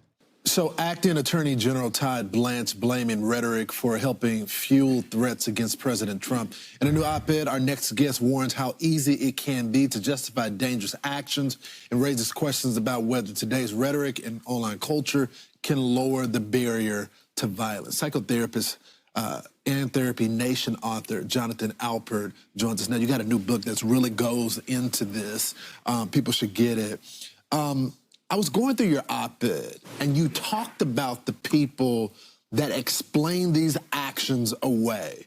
And you're seeing this, they become patients. The question is, where are they getting this from? Well, they're getting this from everything that's out there, whether it's social media, whether it's... Dude, this shit is so funny. I've been seeing this too. Capitalism is when mom says I can't have another bowl of ice cream. This is Hasan. Why are they dunking on photos that are 25 years old at this point, you know? I'm like 9 years old here. What the fuck? Like, what's the argument that like I used to be fat? I've noticed an uptick of people being like, you're a fat communist, you're a chubby communist. Like, people keep saying that. And I wonder if it's because like they get together in the same forums and they're like, oh, he used to be fat, he has body dysmorphia, let's try to attack him on that or something. Because, like, it's not going to fucking work. Like, yeah, I do have body dysmorphia, but I also know what I look like. I own a mirror, you know? Why don't they dunk on photos like this? Like, what? All you're doing is, like, fat shaming a 10-year-old. What the fuck? Like, what happened? You can't bully what I look like currently, so you have to bully the past? Like, all right. You know, I'm not 9 anymore. It's very weird that you have a photo of me as a 9-year-old in your phone. Very strange behavior. I heard when you bring up these photos, he gets pissed. No, why would I be pissed? What? Yeah, man, I'm sure he's very sensitive about you making fun of how he looked when he was 10. What's next? Are they gonna be like, oh, I have it on good authority that Hasan also refused to eat his vegetables, dude. Fucking idiot. Refused to go to sleep at nap time, dude. Fucking owned. Left-leaning politicians, they're hearing this, and if it gets into the head of the wrong person, they're going to take action. They feel it's their duty, their moral right even, to take action and eliminate this person that they hate, whether it's Trump or Charlie Kirk. So in their mind, they've rationalized this behavior. And we even have micro-looting now, and that's just... Or social murder. Social murder or micro... Social murder is not a new concept. I didn't make it up. It's well established in the field of sociology. I don't like that so much of this discourse revolves around the opposition's refusal to understand certain sociological concepts. I think there was a point in time when we didn't used to do this. When there was something that another person brought up that you didn't fully understand, you didn't immediately go, dude, what the fuck is this? Stupid. I don't get this, so obviously it must be wrong. Like, that's what a stupid person does. And at least for the longest time, there was a level of shame in being stupid when people didn't wear it on their fucking sleeves. Okay? Nowadays, people treat stupidity as a virtue. Micro-looting, and that's permission to break the law. And to me, it's absolutely crazy. And I wouldn't be surprised if we have therapists in this very city who approve of that, their patients doing that. Is that a field... Is that an actual study where these non-criminal acts, but what people feel like is a harm to society from their political perspective, that it is justified a reaction to that? Well, they do, and it's the same old rant, that we've heard from Bernie Sanders for years now. The system is rigged, corporations are cheating people. So in the mind of these people, they feel like it's okay to steal a couple items from Whole Foods or even more from Dwayne Reed. I believe you can steal up to $800 worth of product now. So they justify it. They don't feel like they're hurting anyone, but it is actually hurting a lot of people. It drives prices, it ruins communities, it ruins neighborhoods. And part of the problem is my profession. We have therapists that are dividing this country. I actually know of therapists who refuse to treat someone if they voted for Trump. Are you kidding? Okay, all right. I don't care about this shit. Jesus Christ. Who fucking cares? Woe is me, bro. Woe is me. Oh my God. Oh my God. Conservatives are under attack all the time. Jake Tapper's doing a segment about me? Oh, here we fucking go. Jesus Christ, dude. Where is it? There. We can't pretend that the corrosive impact of such sentiments being normalized isn't happening. It seems quite apparent to many political observers. Peter Hamby of Puck wrote today, quote, "There is a rising miasma of conspiratorial thinking, dangerous fact-denying, and dehumanizing language that has taken hold on the American left." They're so stupid. They think like there is... They literally think like Trump, just arrest Hassan, okay? That's not an argument you can present, you fucking idiot. He's like, just arrest Hassan, Mr. President, not Jimmy Kimmel, is not going to work. Trump doesn't know about me. He gives a fuck about Jimmy Kimmel because he's a boomer. It's the same idiotic assessment regardless. Tied with those who view right-wing violence the same way, 52%. And a lot of this is based in actions. The assassination of the president of United Healthcare, which lots of progressives were celebrating. I didn't even say it was fucking conspiracy. Jesus Christ. On Donald Trump and on, with the response of too many on the left being a shrug or a claim that the assassination attempts were staged, which there is no credible evidence of, full stop.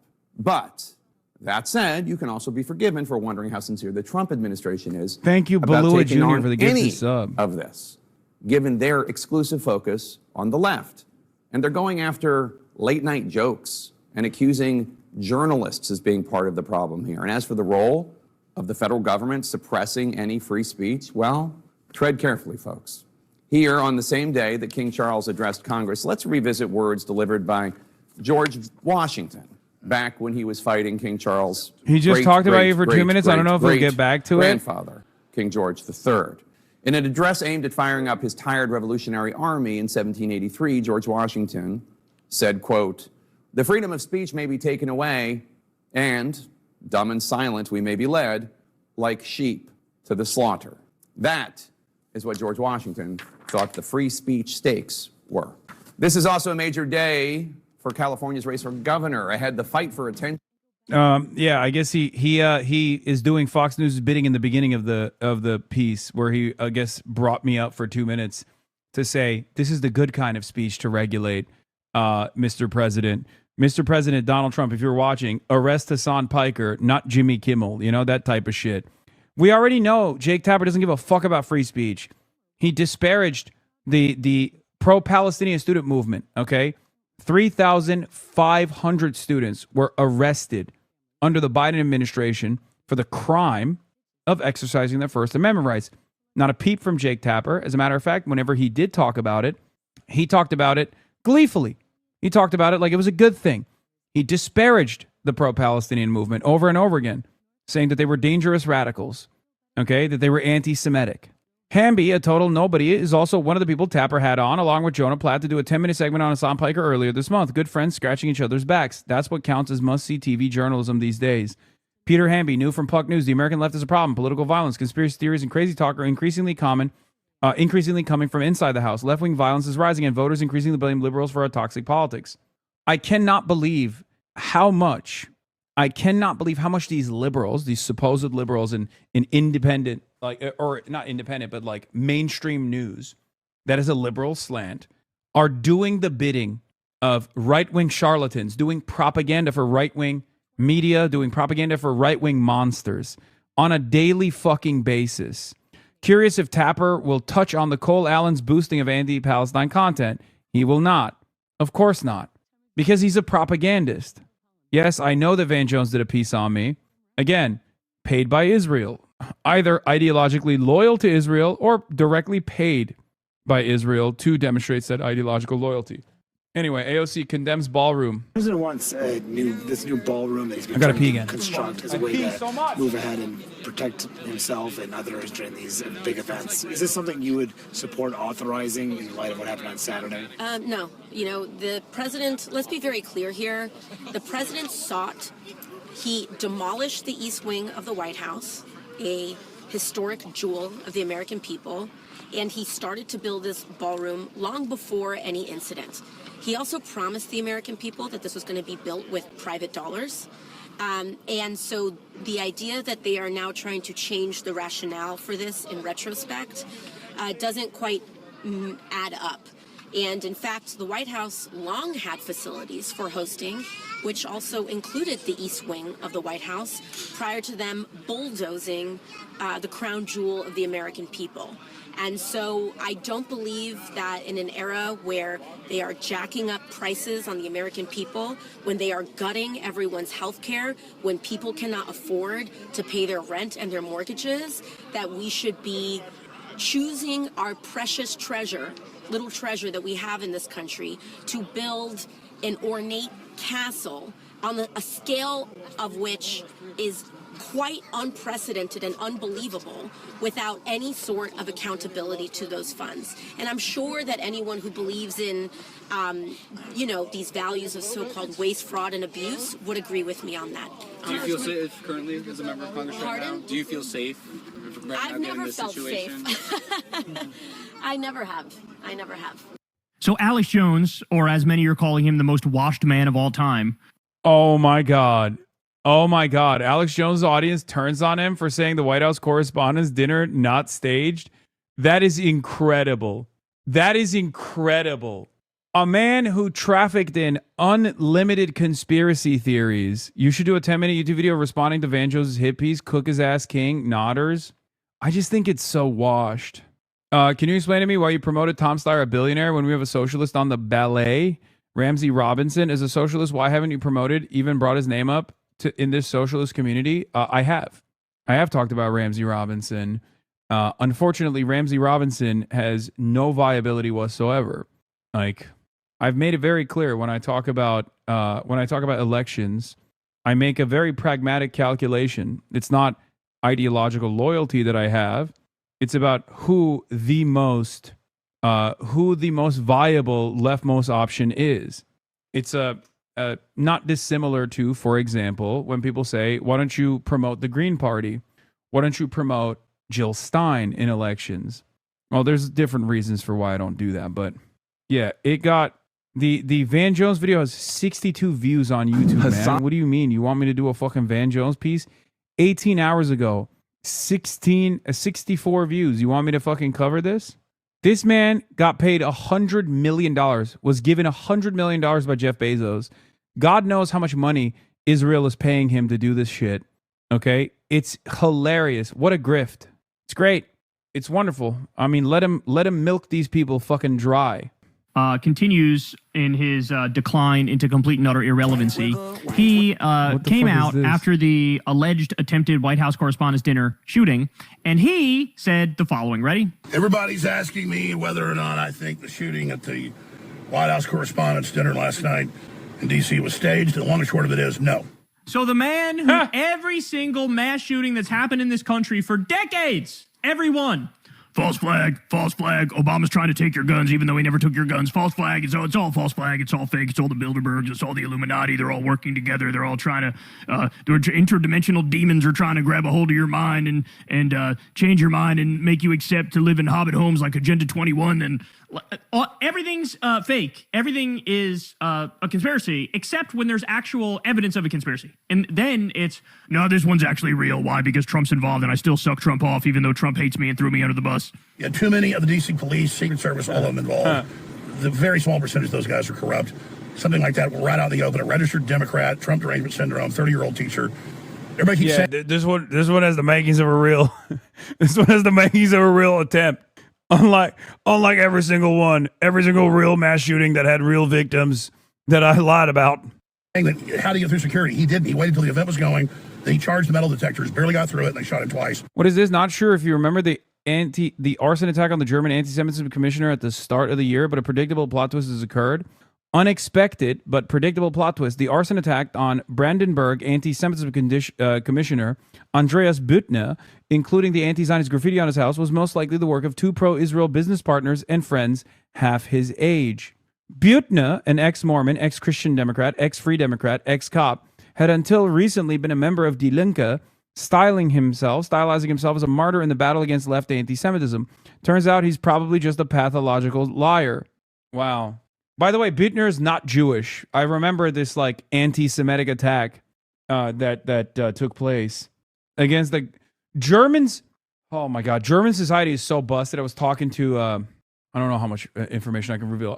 I was having a dinner with a bunch of my friends, okay, and they were telling me how German society is like insanely and very strangely philo-Semitic in a way that fetishizes Jewish people. My Jewish friends were the ones who were reporting back to me, and that when they actually encounter anti-Zionist Jews, it like bricks their conscience for some reason. Like they don't understand it. It's like unbelievable.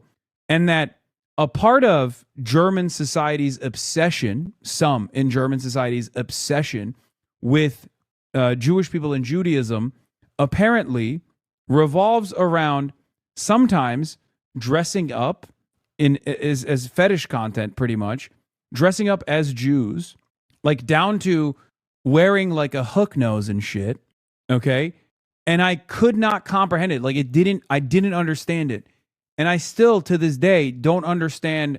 Like it's like anti-Semitic straight up. I mean, fetishization, philo-Semitism is still anti-Semitism as well, but their guilt around the Holocaust, which, you know, you should kind of feel guilty for, let's be real, has turned into this like collective psychosis and outright admiration. That's the weirdest lie.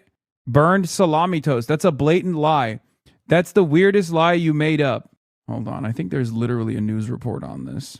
There's an entire... Wait, what the fuck is this? Is a book on it? I guess it does make sense, though. I guess it does make sense. German here, no lie, but there is no guilt in German society. No, you know what it reminds me of, actually?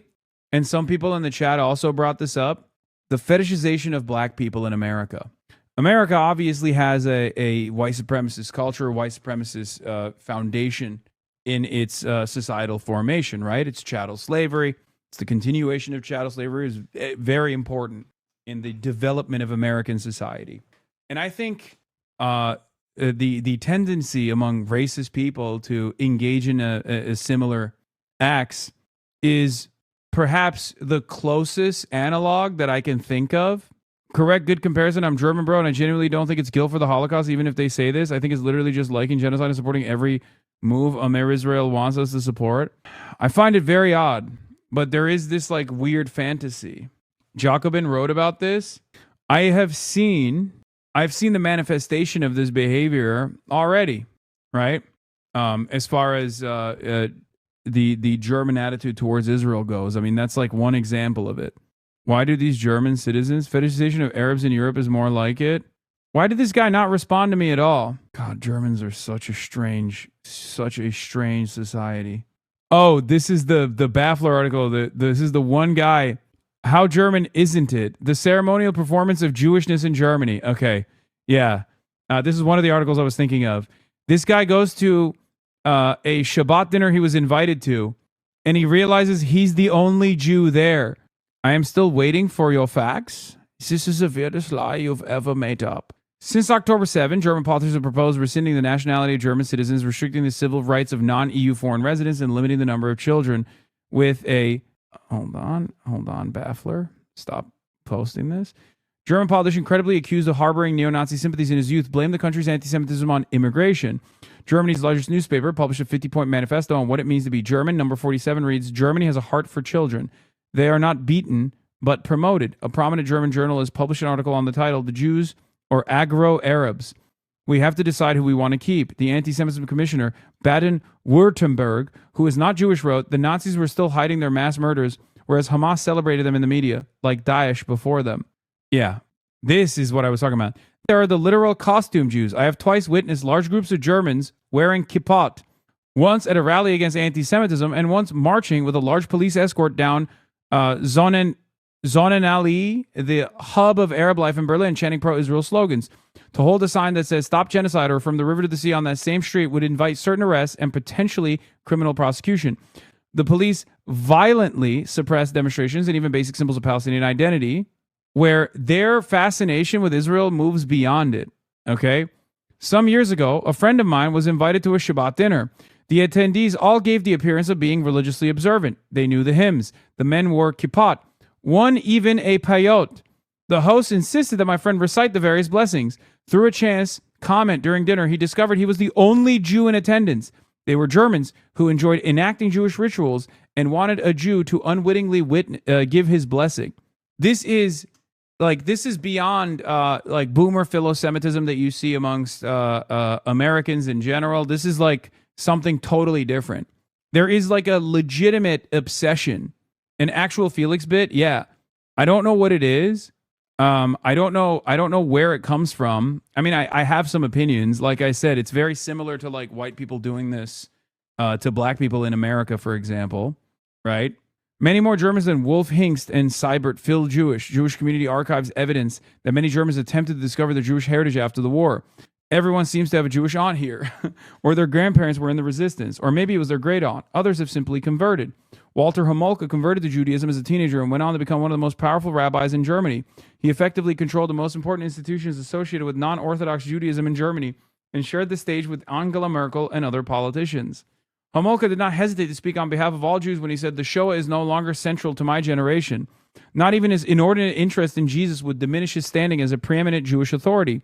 His downfall began in 2022 when it emerged that his longtime partner had sent a cantorial student a video of an erect penis being stroked in 2019. Homolka was subsequently accused of abuse of power and discrimination by the Central Council of Jews in Germany.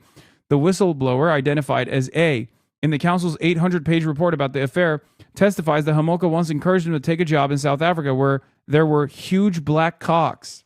I think it's a lot more akin to how white liberals treat native culture. No, absolutely. That too. 100%. That too. Many white people is a meme, but many white people also claim to be part native. They love the certain aspects of the culture, obviously, and it's not really. There's a whole fucking word for this phenomenon, costume Jude. Wait, where's that chatter? There's an entire fucking word for it. Are you serious? Folly magazine, costume Jude. Charlie Goldberg, Alec Kokota's interview. What the fuck is this? Oh, it's from the interview, the Baffler interview. You used to live in Tel Aviv. You live in Berlin now. What does Jewish life look like in both of those cities today? What does American Jewish life look like? Speaking about Jewish life in Tel Aviv is a bit of a misnomer because walking down the street is Jewish life in some ways. American Jews in Israel tend to be extremely right-wing and tend not to be in Tel Aviv. They gravitate towards Jerusalem and the settlements of the West Bank. And in Tel Aviv, you'll meet some kind of suspicion usually around being an American Jew. There's not really a left-wing scene in Tel Aviv anymore. It's the same 100 people at the protest. They all know each other. Israeli leftists are all moving away now, as far as I know. They have a bit of a suspicion around American Jews because of what they regard as America's support of Israel, and they all have a really simplistic view and formulation of American Judaism. Their formulation comes from Americans who come through Taglit, birthright, free trip for diaspora Jews to visit Israel. Yeah, but that is a certain fascination. This is an intersection point for the Israeli men. They develop a certain view of America based on sexual experiences on birthright. It's quite different for the women who go on these things. Did you find, when you were there, that the left-wing scene was more lively than it was today? Have they continued to move to Berlin? I don't know what an Israeli left-winger is anymore. My ex-wife is one, for example, but she's quite rare that she's held on to her principles since October 7th. Her cousin is a hostage in Gaza, and it still didn't sway her to give up on leftist principles. She votes for Hadash, left-wing, mainly Arab anti-Zionist party in Israel, my goats. And my friend Nimrod Flashenberg, who used to work for Hadash, his wife Tamar, is in the same writing group as me. I see them quite a bit. But overall, I don't think the leftist Israelis are coming to Berlin because Berlin is not what it used to be. I think it appeals to a certain kind of Israeli, but not the left-wing one. I don't know where they're going, to be honest. What kind of Israeli does it appeal to? The kind who wants to get fucked up in a club? Even that, I think, is going. Okay, this is just like Israeli Jews and how they feel about like Berlin and shit. There was a moment after the essay came out expats in Berlin, which will address some of this, and that'll get to it, I think. Also, Axel Springer fetishizing Jews. Wait, how did I get to this? How did I get to the concept? Yeah. In the eyes of many German critics, Wolf's greatest sin was to argue, in the guise of a Jewish identity, that supporting a boycott of Israel is not necessarily anti-Semitic, even though he did not support such a boycott himself. Wolf was subsequently castigated as some costume Jew, costume Jude, by Germany's largest Jewish and Gentile newspapers. He's been called an aspiring key witness Jew. First of all, there's something very strange about hearing the word Jewish in German. It automatically makes me react, you know? I just anything that I hear in the German language that revolves around Jews, Judaism, or associated words that have Jew in it, it's just like, that's weird. Should you be allowed to say that? Should you be allowed to use that word in the German language? I don't know. Yes, this sounds much more similar to how Americans interface with natives, like they are a people of the past who no longer exist, putting their customs on a pedestal as a higher virtue, wearing stereotyped outfits, and claiming descent when it's tenuous at best. It's not sexual, but it is a fetishization. Yeah, but also, I mean, I guess you're right about that. You're right. But the reason why I also compared it to yeah, you're right. I think it's a better analog. White Americans in the aftermath of the indigenous genocide adopting some of the cultural signifiers of the natives, Tomahawk missiles, right? Apache helicopters, things of that nature on top of everything else. Contra, Wolf's complaints about German. This is a language with astonishingly nimble capacity for creating neologisms for the word Jew. What the fuck? Alibi Jude, an alibi Jew, one who provides cover for anti-Semitic or anti-Israel rhetoric. Berufsjude, a professional Jew, a Jew by profession. Faschingsjude, a carnival Jew. Großvater Jude, someone who has one Jewish grandfather. Kostümjude, a costume Jew. Kreuziger Jude, a key witness Jew, providing testimony for anti-Semitic or anti-Israeli rhetoric. Meinungsjude, an opinion Jew, or a Jew by opinion? Modejude, a fashion Jew or fashionably Jewish? Are you reading slurs? I understand why that it comes across like I'm reading slurs, but no, we're reading an article about German culture's weird obsession with Jewish people. I love you and your proportionally sized head, Hasan, but we got here because you read this dumb motherfucker's chat messages. They have not chatted again. Maybe they're actually listening. Who knows? But that's how we got here. Yeah, this guy said I was lying. I was making this up. You always talk about Israel. Could it be you yourself are an Israeli Muppet? Aren't you the leftist Alex Jones? This is a blatant lie. That is the weirdest lie you made up. I'm still waiting for your facts. What kind of argument is this going to be? All this talk about Jews and you won't even wish your resident Jewish chatter of the year a happy 30th birthday? Damn, you're old as fuck, Megaphonics. It did sound so crazy as to be a bit unbelievable, but wow. Yeah. No, but what was the reason why I brought German philo-Semitism up? I can't remember before that. Oh, it was because of this German guy who's like the anti-Semitism czar setting up a fake hate crime against himself, even though he's not even Jewish. They didn't shoot him, so you're wrong about that too. And he shot one of the Secret Service, but the body armor stopped the bus shot. That's just the facts. That doesn't mean we don't have cover-ups of Epstein and cover-ups of a second shooter in Butler, Pennsylvania. See, now he's trying to soften it. There's a lot of other conspiracies, and I know I'm the conspiracy guy, so yeah, all the other conspiracies are actual conspiracies, but this one is not, because this one actually is one where... Wait, is Alex Jones saying Butler, Pennsylvania had a second shooter? Wait, so he has a conspiracy theory for the Butler, Pennsylvania one, but he doesn't have a conspiracy theory for this one? This one is like a conspiracy delivered on a silver platter, buddy. That's crazy. The leftists and the liberals are right about it, so therefore this one actually doesn't count, but all the other ones that are for right-wingers, those ones are real. Doesn't mean I just believe what Kash Patel and them say. But, there's footage of Kash Patel out in the dark. Cell phones are so good, though, you can hit, up the light, you can see him. He's all on his phone, not knowing what's going on, because they ushered them all out. But the guy did not get into the main ballroom. Trump's been told that that's not a safe facility. That's why he's never been there as president. But over the objections of the Secret Service, he did it. And that's why they went to the ballroom. It's got bulletproof glass and better security systems. every other major country has facilities to do this. We don't. That's why Trump's. So now he's using this to do the, like, is he still in the group chats? I'm just going to ask the question. Is he still in the group chats? Is he still in the fucking, the MAGA group chats where Trump sends out the marching orders? You got to say that we need the ballroom, and this proves we need the ballroom. And he's like, yes, sir, I'll go out there and say that, even though you were just shitting on me publicly to millions of people the other day. I'll go out there and say, so yeah, we totally need the ballroom. Even though, Alex, it's a literal pay-to-play corruption scheme, you fucking idiot. If it was a Democratic president illegally building a ballroom and taking money from the Epstein-class billionaires to do it, he would be on top of that shit like white on rice, calling out how corrupt it is, connecting the dots for people, saying that this is the Epstein class in cahoots with the regime. But since it's Trump, it's actually the ballroom's a great idea. I love the ballroom idea. I love the fact that they're building a nuclear bunker underneath where they can go and hide as they usher in nuclear Armageddon. I think that's great. I'm going to try to get in that bunker myself. I'm going to try to suck up to them enough to get in that bunker. Charlie Kirk, definite cover-up going on there. You know, Patel ordered an investigation of foreign involvement to be killed. The list goes on and on. But just because a bunch of other stuff is a lie does not mean that this is a lie. There are a lot of Democrats that want Trump dead. There are a lot of people openly saying they want him dead. And I think Trump, really needs to be a lot more careful. But at the end of the day, Trump says he's honored in that press conference. He must be getting something done. It's only presidents that get stuff done that they try to kill or kill, which is definitely a true statement. Unbelievable. Unbelievable. Dude, Trump literally called Alex Jones a fucking idiot. Like a bumbling fool. And he's still eating Trump's dick and balls and possibly ass too. Have some fucking decency, man.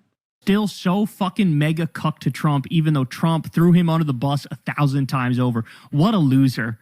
What a loser. Now, by the way, this is glorious. So here are some of the replies. Some people were never told the story of the boy who cried wolf as a child. Integrity and transparency mean something. Once they're lost, so is all trust. Somebody says, yeah, Alex done burned bridges with his longtime supporters. Nothing he says is relevant now, especially when we can see with our own two eyes how fake everything actually is. This person says, did anyone tell these people there's a shooter in the building and they're just sort of like standing around? I mean, yeah, they lie constantly, oftentimes for like no reason, but this is totally real, guys. This person says, just because the other stuff is a lie doesn't mean this is. Brother, do I have a theory for you? Old Alex has to make all that money back he owes. He got paid off as well, along with Candace and Tucker. That's all these motherfuckers care about is the money and fuck the integrity. LOL, Alex is a pathetic idiot, completely bought and paid for. Alex Jones said the suspect was shot twice. I believe that is wrong. I do not believe he was shot at all. Alex Jones is so fucking stupid. Does anyone listen to him, or do you watch it just to cringe at him? Can he fuck off already? Now we definitely know it was staged. LOL, Alex is protecting himself now. He knows it's fake and staged. Get the fuck out of here with this Alex Jones bullshit. Bro, Trump staged a fake shooting for Melania's birthday. Bro, 100% of people are like, fuck you. That's awesome. Oh, hell yeah. This is so completely out of control. This unironically reminds me of the Epstein saga. These guys trafficked in conspiracy over and over again, genuinely said that they were going to reveal the Epstein files, back when they, for some weird and unforeseeable reason, assumed only Bill Clinton and Hillary Clinton would be implicated, not realizing that Donald Trump is basically fuck buddies with Jeffrey Epstein, and that numerous figures in his administration are directly connected to Jeffrey Epstein. This was the same thing in Trump 1 as well. Alexander Acosta, Trump's labor secretary, had to literally resign when the Epstein stuff came out again with the Miami Herald investigation. So it's hilarious that these guys who traffic in the Epstein stuff did not realize how this could blow up in their own fucking faces. Back against new calls from the First Lady and the President, basically to get him fired, this time over a joke he made last week, days before the White House Correspondents' Dinner. And of course, our First Lady Melania is here. Look at Melania, so beautiful. Mrs. Trump, you have a glow like an expectant widow. Again, that was days. That was a banger, by the way, straight up. Like, that was actually a very funny.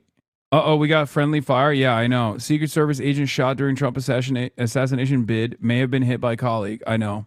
I brought this up. I suspected that was the case the first night, and people got mad at me. Before the incident Saturday night, the attempted shooting there. But now the First Lady says his words, Jimmy Kimmel's words, are corrosive and that they deepen the political sickness within the country. And she added, it is time for ABC to take a stand. President Trump also said that Kimmel should be fired and said the joke was a despicable call to violence. Kimmel pushed back during his monologue overnight. obviously was a joke about their age difference and the look of joy we see on her face every time they're together.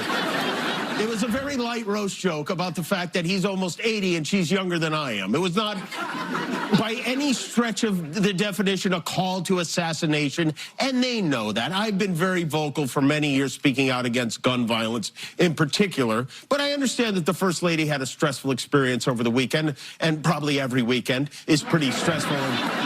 I like that he did not back down, by the way, and he just doubled down, tripled down, quadrupled down on this. Beast mode. I can't believe I'm saying this, but I am 100% in support of Jimmy Kimmel on this endeavor. Okay, I listened to this earlier. He just doesn't give a shit. He's like, he just keeps going, boom, boom, boom, boom. This is exactly what you're supposed to do, by the way. These guys are fucking cynical, sinister assholes. Okay, they traffic in some of the most dangerous rhetoric, some of the most violent rhetoric. Do not back down. Only apologize if you did something worthy of an apology. Okay? That's been my policy. That's been my policy since day one. Okay? Unironically, the only apology that you're delivering, if you've done something worthy of an apology, you're delivering not because people are going to be sincere going forward, by the way, and they will even use that apology against you. You're just doing it because it's the right thing to do. Okay? Apologies in this day and age are no longer done so that people understand sincerely where you're coming from and they feel like you are genuinely apologetic, that you've actually wronged someone and you've done some harm and you're actually speaking to that. No. Apologies across the board, unconditionally, even if it's a worthy apology, are never treated with acceptance. Apologies are treated as an admission of defeat in this day and age. It's not. Nobody cares about remorse. Nobody cares about the truth. Let's be real. It's a corrosive environment. However, that is the environment. Okay? That's just how it is. Like it, love it, hate it, doesn't matter. That is precisely how it is. Having said that, I still will every now and then deliver apologies when I feel like I've done something wrong. Okay? When I've actually done something wrong and I do have remorse for it. Okay? But I don't do it because I think people are going to turn around and be like, oh, I accept your apology, King, and be understanding. I know full well that people will use it against me. I mean, look at the fucking 9/11 stuff. They still bring that shit up all the time. It doesn't matter. Okay? It doesn't matter. Graham Plattner apologizing for the tattoo. Great. You know? It was fantastic. It was right. It was the right thing to do. It's, ridiculous. But that's precisely the reason why I don't fucking back down when cynical grifters will say, oh, your rhetoric is violent. You're doing this. You're doing that. Fuck you. Fuck you. Your boos mean nothing when I see what has made you cheer. Okay? And I'm glad that Jimmy Kimmel is also keeping that energy here.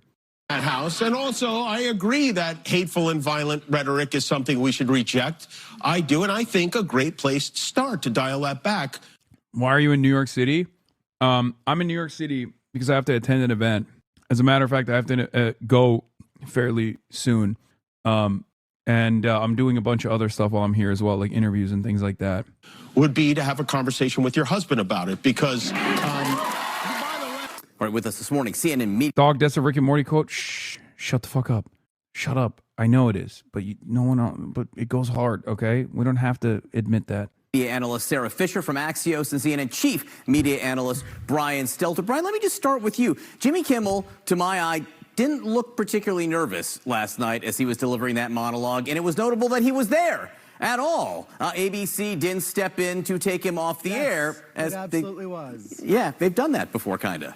My indication, Disney's being tight-lipped about this, so on the record, nobody there is saying anything about Kimmel.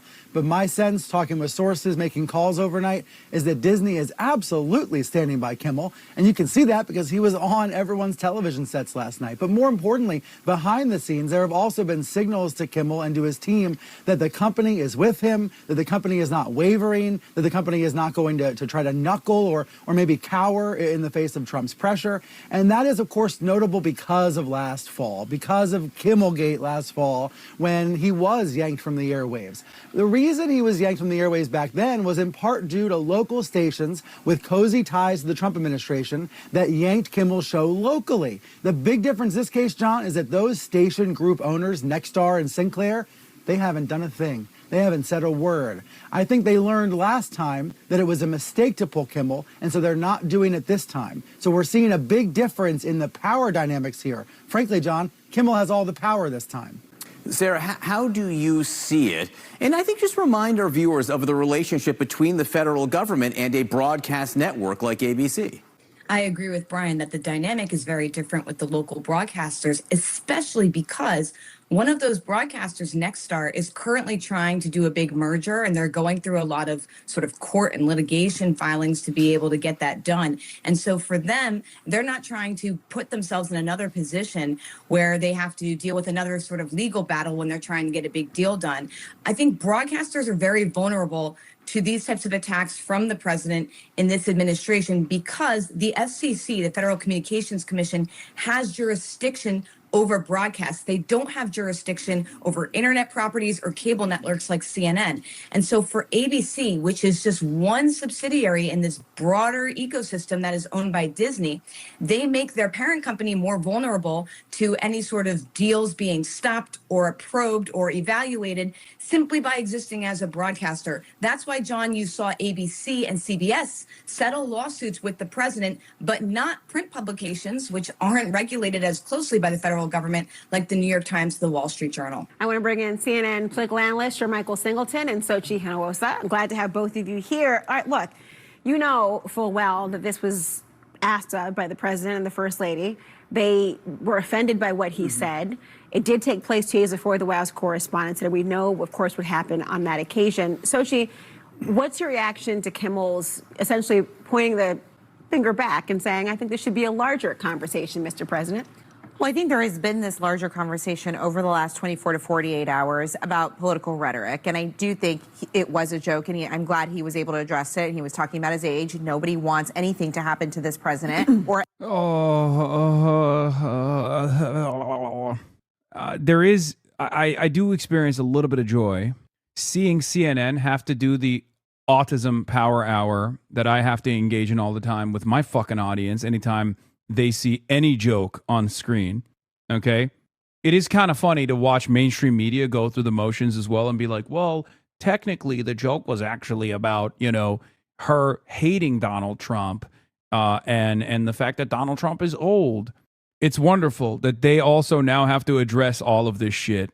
Yeah, legalize comedy is what I say. But on that note, I must leave you early. This is a true half-day Hasi moment, 4 hours and 25 minutes, because I have to go.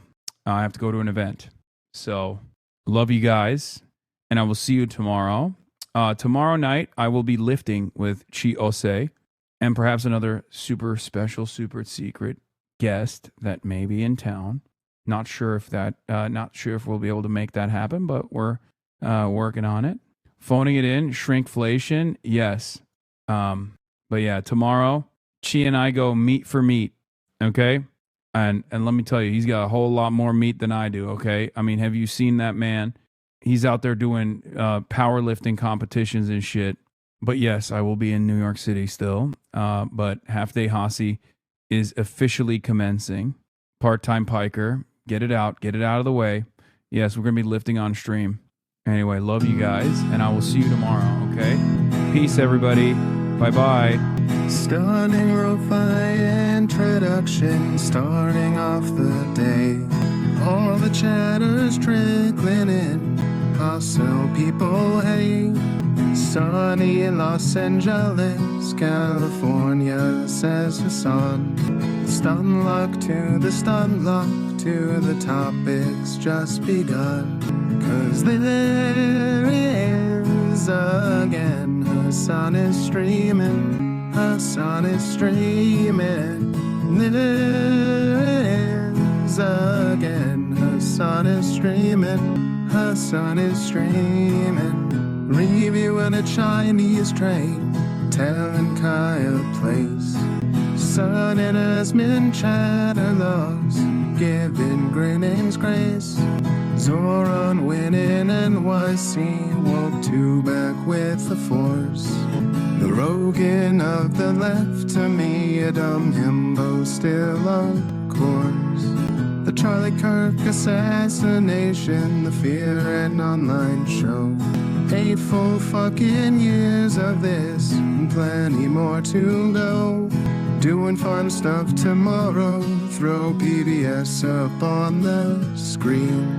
A man-made horror reaction brought to you by this life's dream. 'Cause there he is again, Hasan is streaming, Hasan is streaming.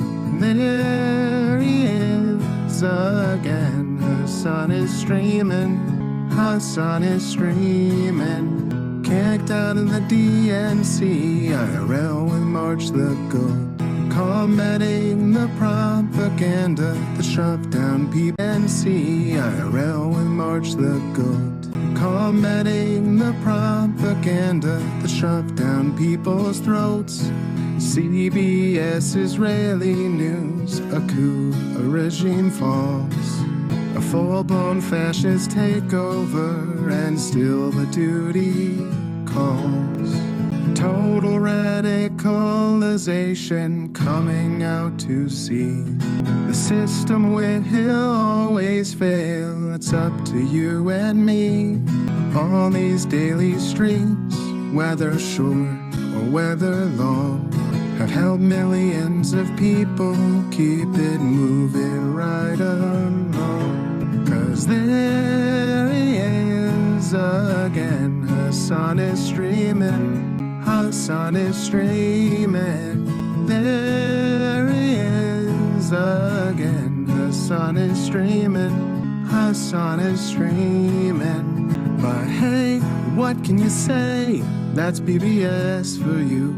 But he'll play games real soon, just you wait. Say, hey, what can you say? That's BBS for you. But he'll move on real soon, just you wait. Ba-da-da, ba-da-da, ba-da-da-da-da-da. Hey, what can you say? Hey, that's BBS for you. But he'll pull your lungs real soon, just you wait. Sha-da-da, sha-da-da, sha-da-da-da-da-da. Hey, what can you say? Hey, that's BBS for you. But he'll do your advice real soon, just you wait. But hey, what can you say?